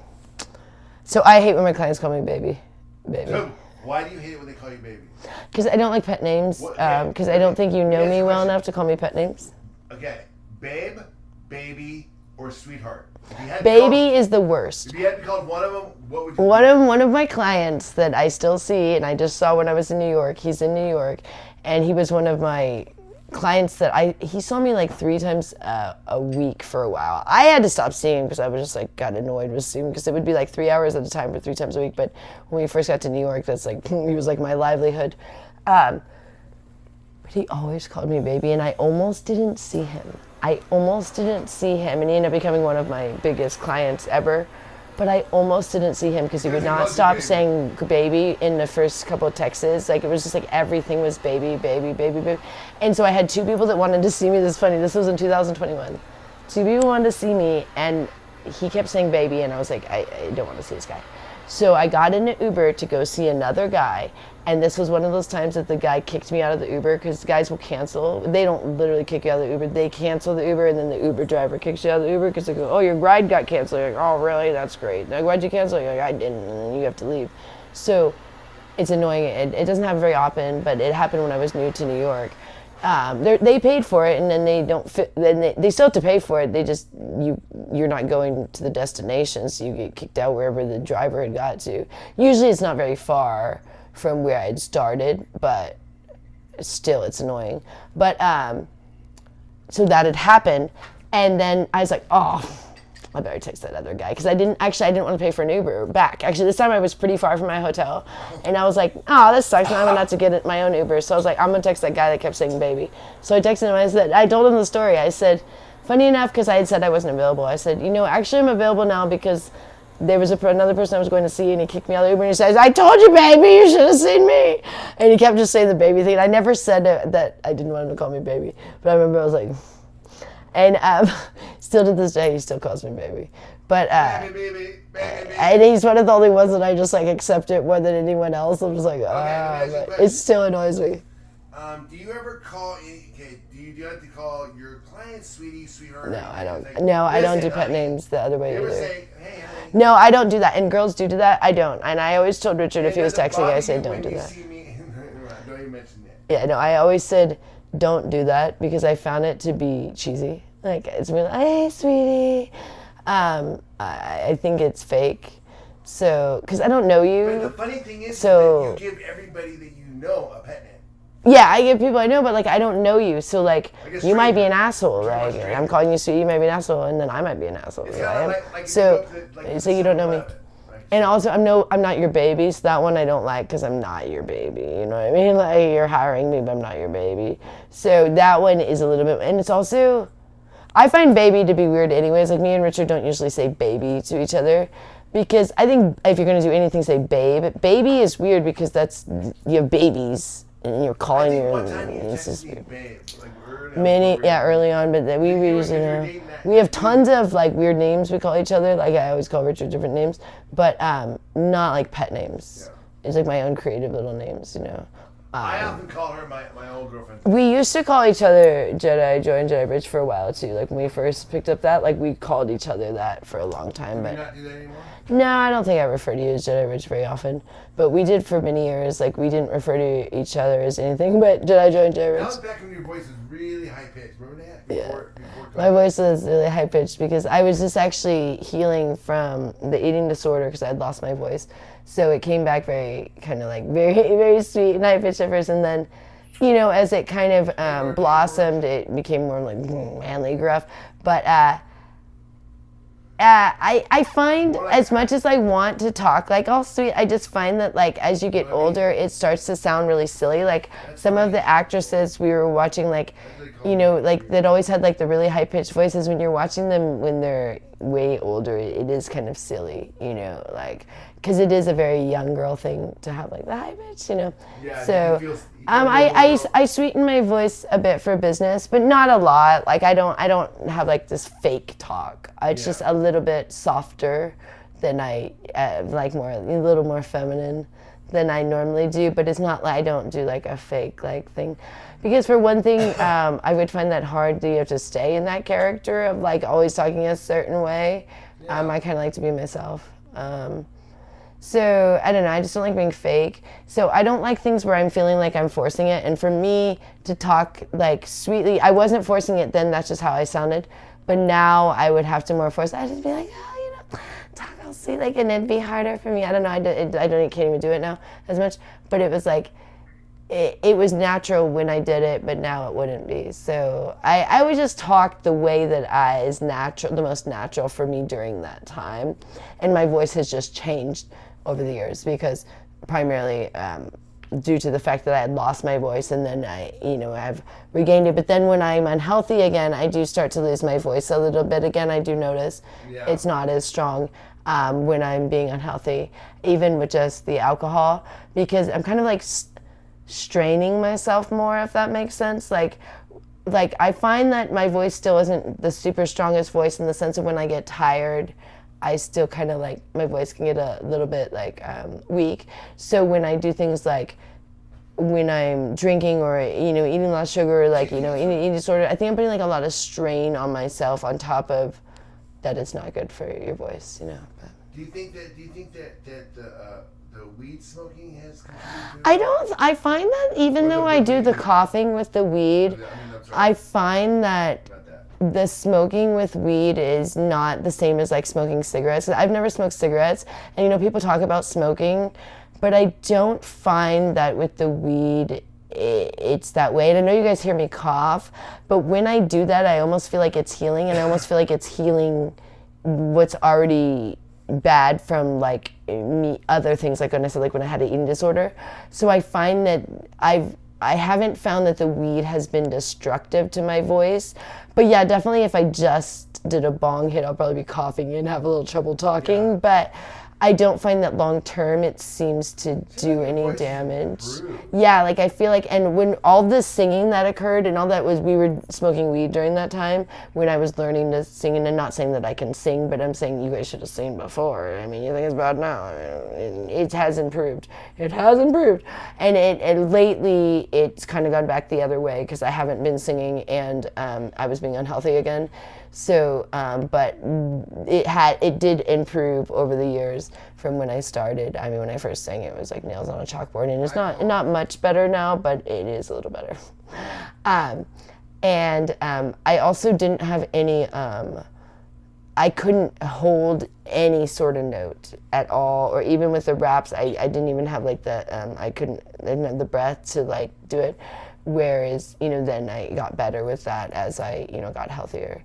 But when I first had come off the eating disorder, it was like I had no voice and I had no like strength of like, no stamina in a sense of like to like sing of any level. Like it was like every note I couldn't hit. So now I still can't hit high notes, but all right, I think it's your turn. Okay, give me the microphone. All right, Rich is gonna take over. So I had a good time, you guys. And day 7, no alcohol. Day 4, no sugar for me. And Rich he wasn't doing the alcohol.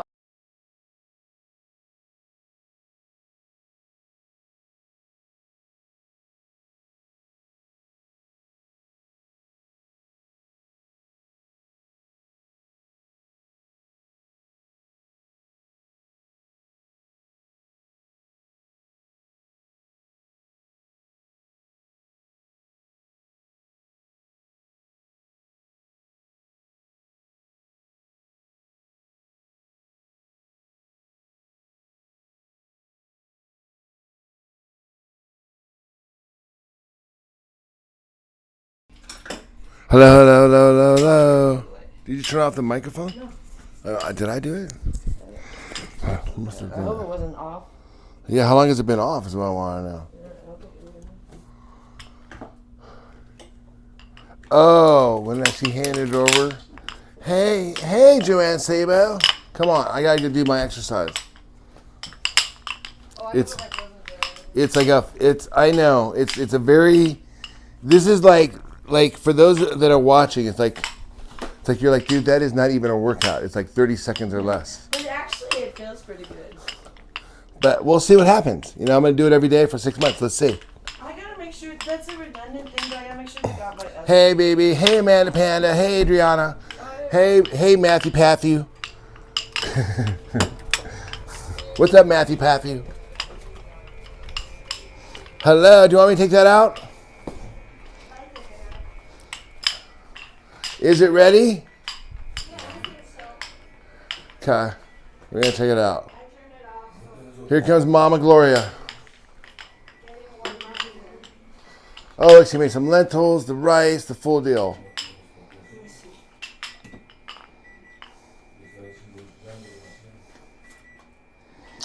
Yeah, Joy would like to do singing lessons. I would like to get her into that. Right now we have other stuff we're doing though. We had to... Do you want me to help you with that? You sure? All right. Let me move this out of the way then. Yeah. You got it? Are you sure? All right.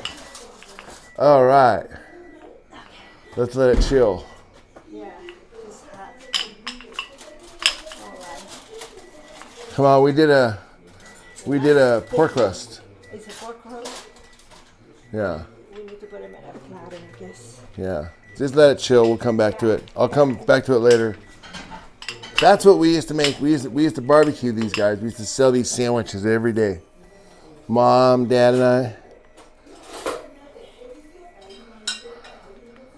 So it brings back a lot of old memories. Oh my goodness, that's a big one. I thought so. It was on sale. It's a nice $12. one. Wonderful. Good deal, I thought. 4 people. Bye, Fish. Thanks for stopping in. Angie, I think it's cooked. I think it is. How long did it cook for? 2 hours and a half. 2.5 hours. I think it's pretty juicy. Just let it sit like that. It'll And then put them over here. yeah, just let it Let us sit. sit for a while. Then. Okay. Don't open it up. Once you open it up, it starts to cool down. Yeah, okay. So let it sit like this. Platter. So if you let it sit like this, then it's still kind of cooking a little bit. And she wanted to keep cooking through, so she didn't want it to stop. If you've overcooked it, cut it open. Or if you're worried you've overcooked it, cut it open. And that'll release the heat. Oh, man. Okay, let's do this first. This is what I'm doing first. First thing, I think I have... There, did that help with the audio at all? Did that give me any good audio? Let me know. And then the second thing I want to do is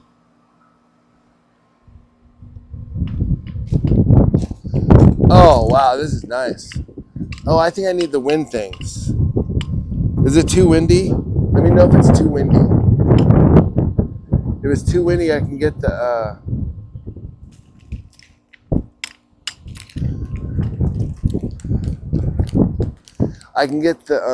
what do you call those things? I forget what we call those things. You know those little fuzzy things they put on the microphones?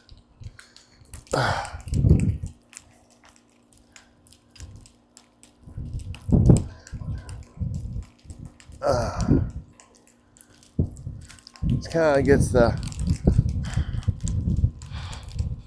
it's a really simple, nice, easy workout. Yeah, let me get the fuzzy things real quick. Hold on. Too windy, Joanne says. Hold on, Joanne.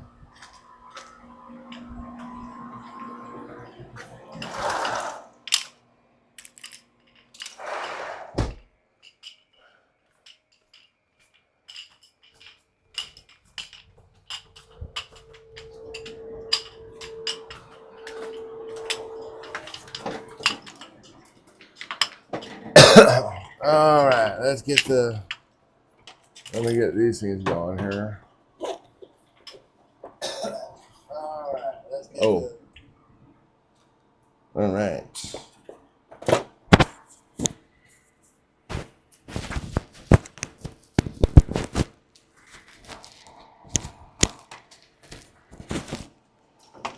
Okay, here we go again. Back to our workout.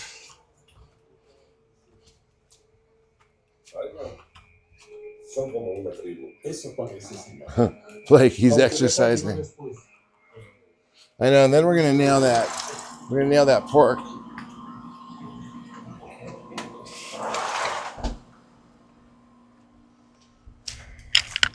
All right.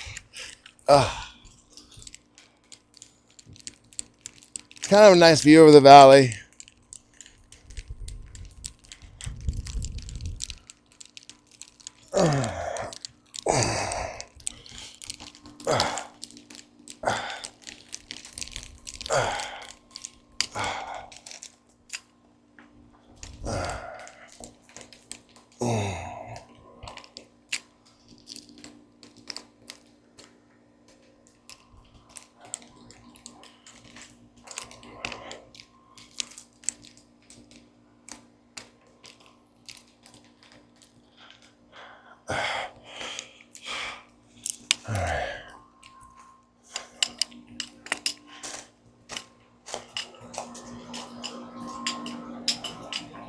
All right, guys.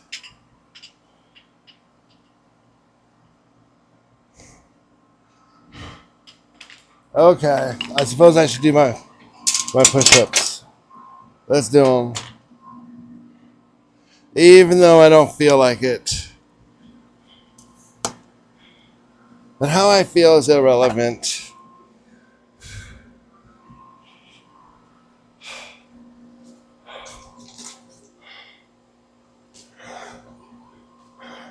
Oh, hit the like, guys. Please hit the like. Subscribe if you haven't subscribed.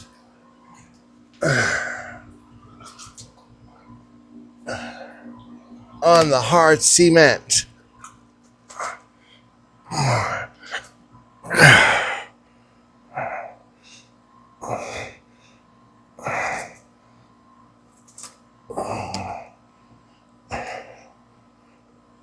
Ten.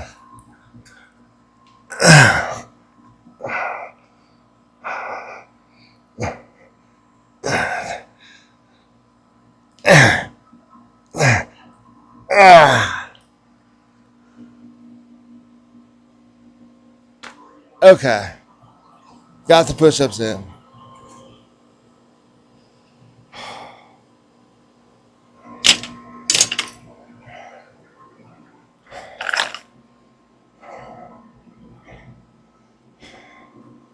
Got to keep moving. Let's keep moving.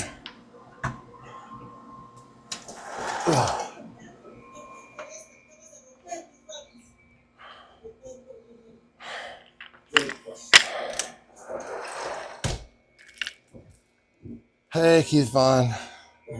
¿Viste a esa maldita loca? All right. Workout's done. Cross it off the list. Workout is done. Whew. Hi, Eddie. Hi, everybody.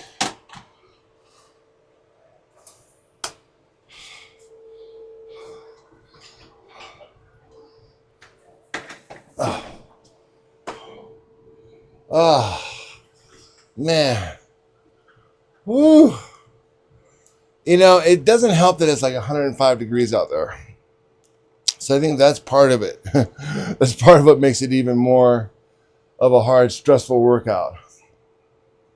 Oh, jeez Louise.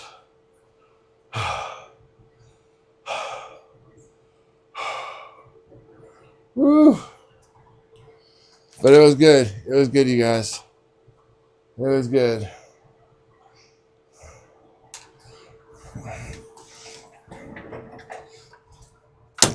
Oh, no.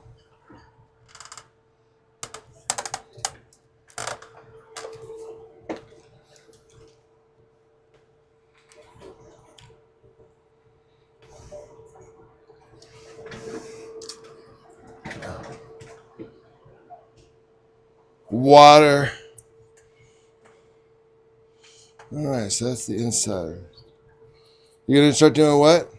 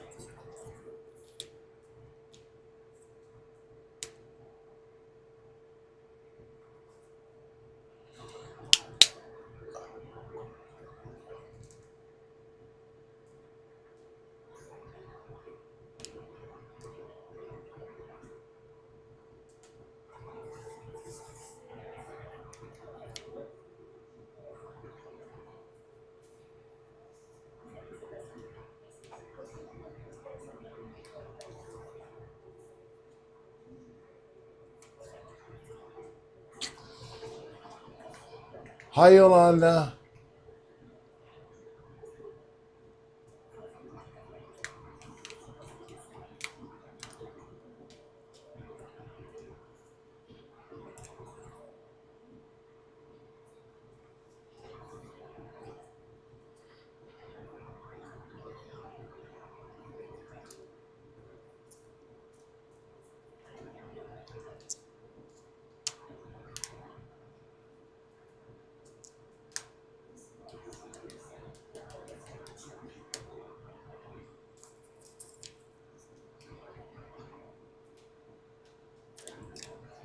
Oh, what am I doing?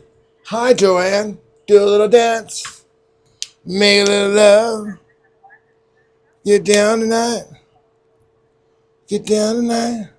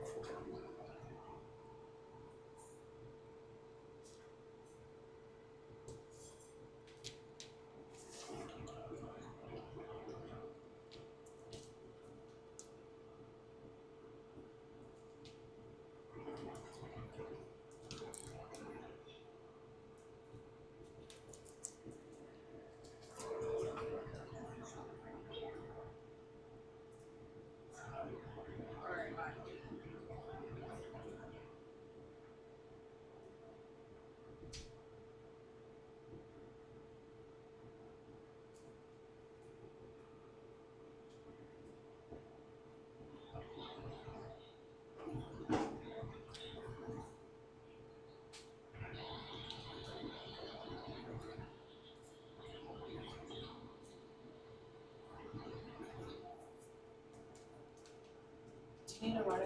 Yes, I would love a water. It's Thank starting you. in your, was it your back? Oh yeah, I felt it broke there. Do we have a couple weeks? No.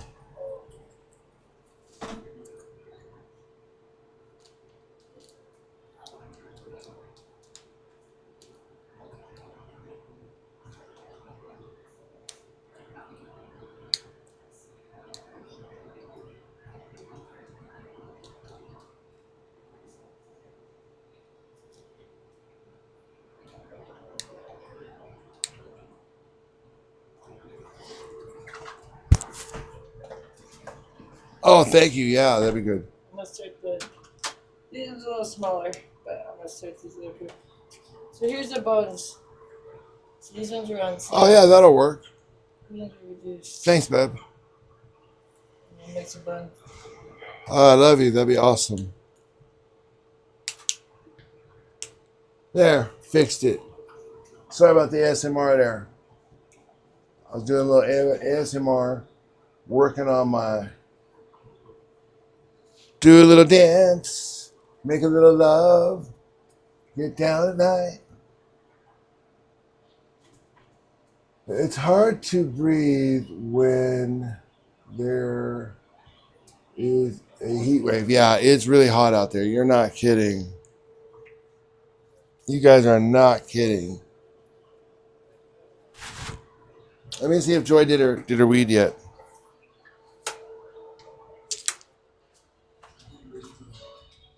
Joy, did you already do your weed?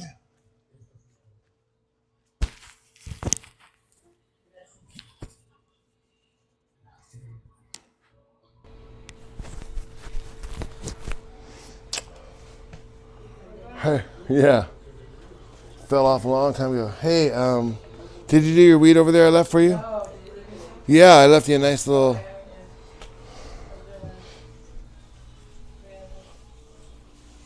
Hi, Nikki. Are you sure? Yeah. Okay. 5 seconds, you guys. Give me 5 seconds here. My forehead's getting bigger. Do you think I'm getting smarter? Is that what that means? Does that mean like my cranium is bigger? It's like I'm able to think more?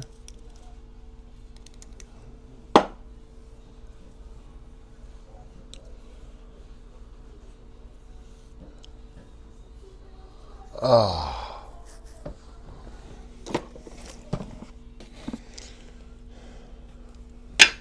I'm a little bit excited for that pork tonight.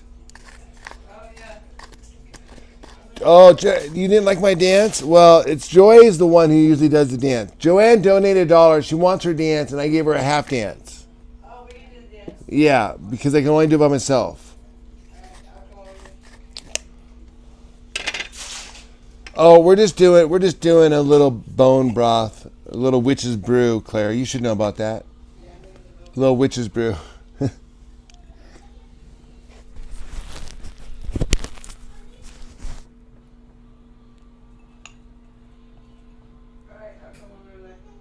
Well, it's already set up right there. I'm just doing this, and then I'll meet you over there. I'll meet you over there. It's like 11:30. 11:30. Do a little dance, make a little love, get down tonight. Yeah. Get down tonight. Oh, here's the Do a microphone. little dance, Wait. make a little love, get down tonight. Get down tonight. Thank you. Thank you. Yeah. Thank you, Joanne. Thank you, Joanne. Thank you, Joanne. We are. What time is it? It is. Oh, it's like 3:20. 3:20. I thought it was.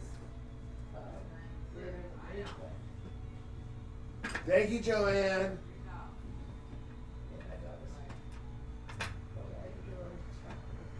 Annette, do you want to say hi? Thank you, Jedi Joy.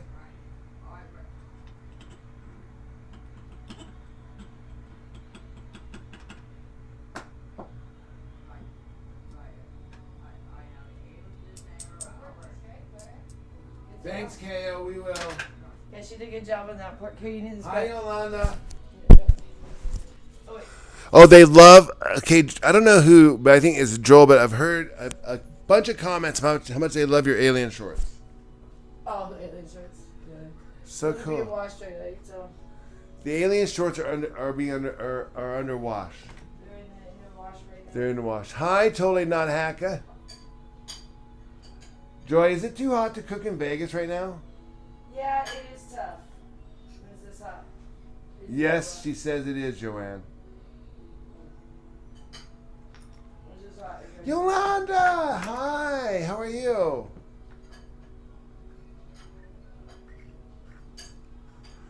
Jody VW says, "Hey, Joy.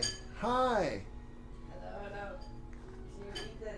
Tell them I'm eating the bone broth. Joy is cooking bone broth, fresh. I'm eating a little bit right in. Right, she's making a fresh batch of bone broth, but she's taking the old batch out from last night because we cook it at night. And so when I wake up and I have a craving in the middle of the night, I go and I eat that. And I'll tell you what, after a couple sips of that, you don't feel like eating anything else. You're like, ugh. Like your brain is like, ugh. You suck on the bone. Yeah, a dental person here said, do not bite the bone. No, you suck on it. The bone broth, man, I don't know, man. I think it gives you superhuman powers, honestly, Jay Cruz. Starting with your hair. Starting with the hair. And then probably into your nails and skin, sure, I'm sure. But for sure the hair. That's the first thing I noticed. But the best thing it does is it kills a craving. So if you're on a diet and you're trying to do the carnivore diet like us, and you just want to eat just protein, and you wake up and you have these, and you just crave sugar in the middle of the night or any time really. I get it in the middle of the night. Joy gets it in the middle of the day. And if you have a bowl of this, not only will it kind of fill you, like it fills Joy up, but in fact bloats her, which is probably good because then she doesn't feel like eating anything else. But for me, it's just like, it's like, have you ever like wanted to eat something? Have you ever found yourself eating stuff like while watching TV, but you're not actually hungry?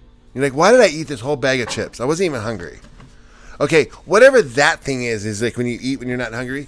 Have a couple sips of that bone broth, and the number one thing it does is it gets rid of that, whatever that thing is, that makes you want to eat a whole bag of potato chips. Yeah, we just kind of stumbled on it because my mom used to make. Well, my dad used to love bone marrow. Okay, and then I don't know. We were like just listening to music and stuff, and I think I was like listening to Gore or something. He was talking about sucking bone marrow. It reminded me like, I should do some bone marrow supers. I don't even know what I thought. How did we get in how did we start doing this? It was after the cave for sure. I don't remember. Joy, do you remember? She's not listening. She's listening to something else, I think. I rarely eat, but I'm still gaining. Oh, yeah, because it's what you're eating then. See, you can't. This is what I was trying to explain on the Discord. There's a guy there that says his doctor says eat vegetables and carbs, but that's great. But if you're trying to lose weight, don't put that on me yet. Oh yeah, I'm doing that to you. Yeah. Oh yeah. Okay, They have it now though that we, they set it up for us. It's not everybody, but you can do it where we on a live stream we could do it, and then later when they do their little thing, I can edit it out. Yeah, we have to go and edit it. I know it's a pain in the ass. I'm gonna do a bong here. I'm gonna talk to you guys for a second. I just did a bunch of that bone. Well, I was starting a new batch, so I took all the bones out and I just sucked on a couple of the bones. That's what you suck on them. There's all this nutrients in the bones when you suck on them. Some bones more than others. Like some of them not as much, but some of them are like that first bone. I don't know if you guys saw that one was like really had all this juiciness in the inside of the bone. And it's an acquired taste. If you're not used to it, it's strong. It's bone broth is strong. But we've been doing that for years. But then we stopped for a while, actually. So Yolanda wants to know if you feel better. I'm feeling better each day, but I'm not like 100%. I'm still bloated. Like I still can't work today. I'm hoping I can work tomorrow. Starting it's Friday, that'd be good with the weekend. But what's happening is every morning I'm waking up bloated. So like you know, you might like get a little bit bloated throughout the day, you know, as you eat things or whatever, and especially when you're struggling with, you know, like, you know, getting off the sugar like me. But what's happening is I'm not even like starting the day like fresh. It's like I'm starting the day bloated, and that's been frustrating for the last 4 days. But this morning was the least amount of the last 4 days. So I'm hoping tomorrow, maybe, fingers crossed, I'll wake up not bloated.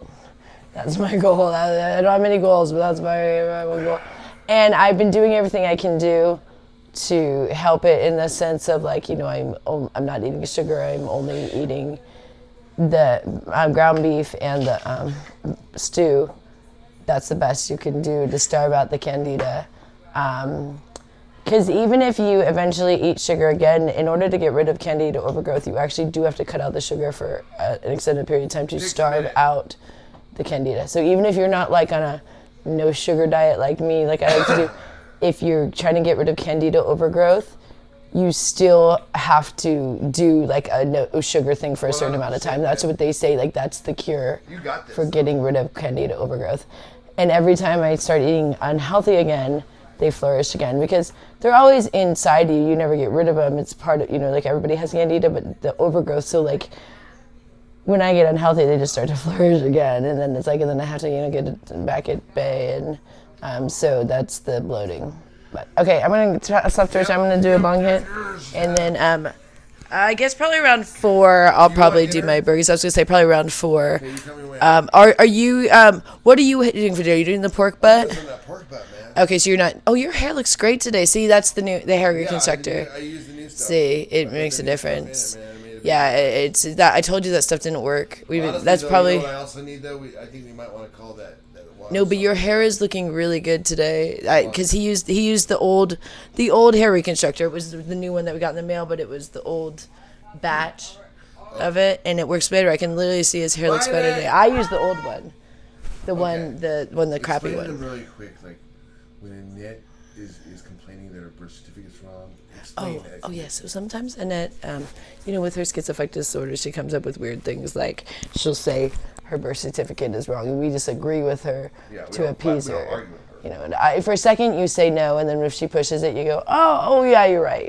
You know, like she just the other day, she said it to me. She was stuck on this birth certificate. She said, Joy. She was like, all serious, Joy, I need to talk about something. I said, what? She's like, I think my birth certificate's wrong. I said, no, I think it's right. She said, no, it's wrong. And I said, oh, okay, we'll get it fixed. Yeah, I mean, it's right. You just go along with it. Yeah, but that's something, you know. Honestly, love to be alive. That's something you could learn. There's an organization called National Association of the Mentally Ill, and I used to take a lot of class. My dad was a treasurer of that, and so if you want to learn about the disorder, you know, if you want to help my sister, I would really just go to their website, check it out. You'll learn a lot about what she's going through. And the one thing you don't like disagree. Yeah, the one thing you don't do is you don't get an argument with her about shit. You know, whether it's about whether it's her car, or whether it's her birth certificate or whatever it is, you just kind of just go with it. Otherwise, it'd just be, I mean, that'd be traumatic. Be traumatic for her, because, yeah, trust me, just go to their website or get some literature on it.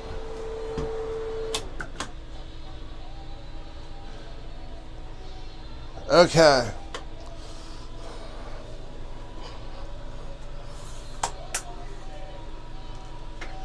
Hey.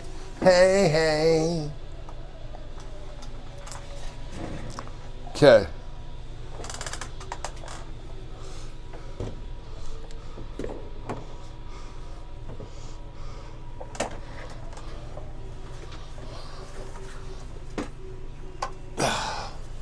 I'm glad you guys had a good day. Jeez, there's a centipede. Wait. Are centipedes cool, or I forget? I don't know. All I know is I got stung by.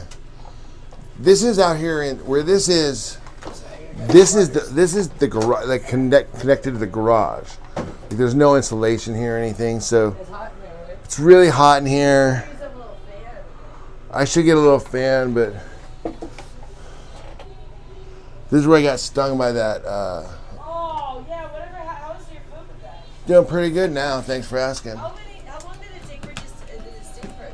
Yeah, a couple days, man. It was all swollen. How did she? I don't know.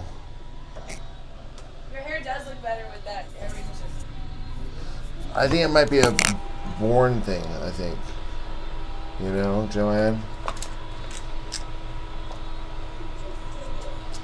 think it's one of those things, like a genetic thing, so, you know.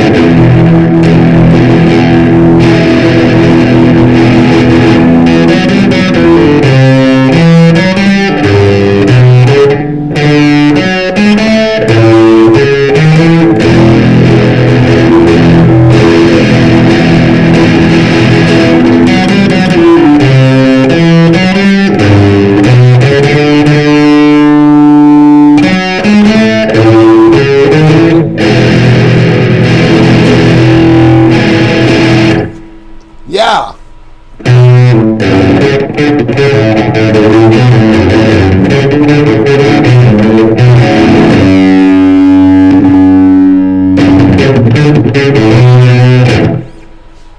What's going on, guys?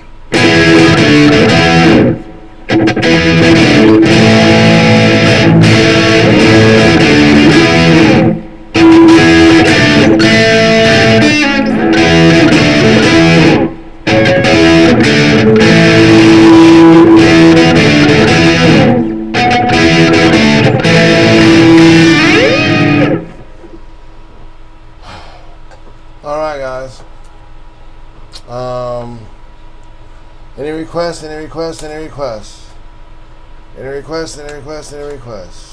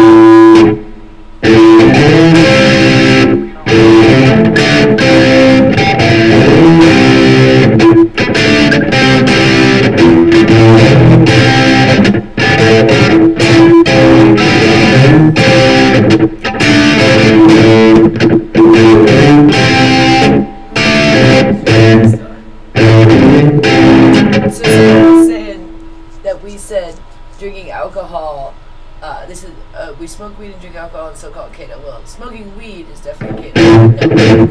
No, all keto, that's the point. Well, we were saying we were off of keto, so I haven't drank in a week. Now we're back on keto for 4 days. Clarification, guys. So no, we do not think alcohol is keto. Alcohol is the opposite of keto. Point of clarification.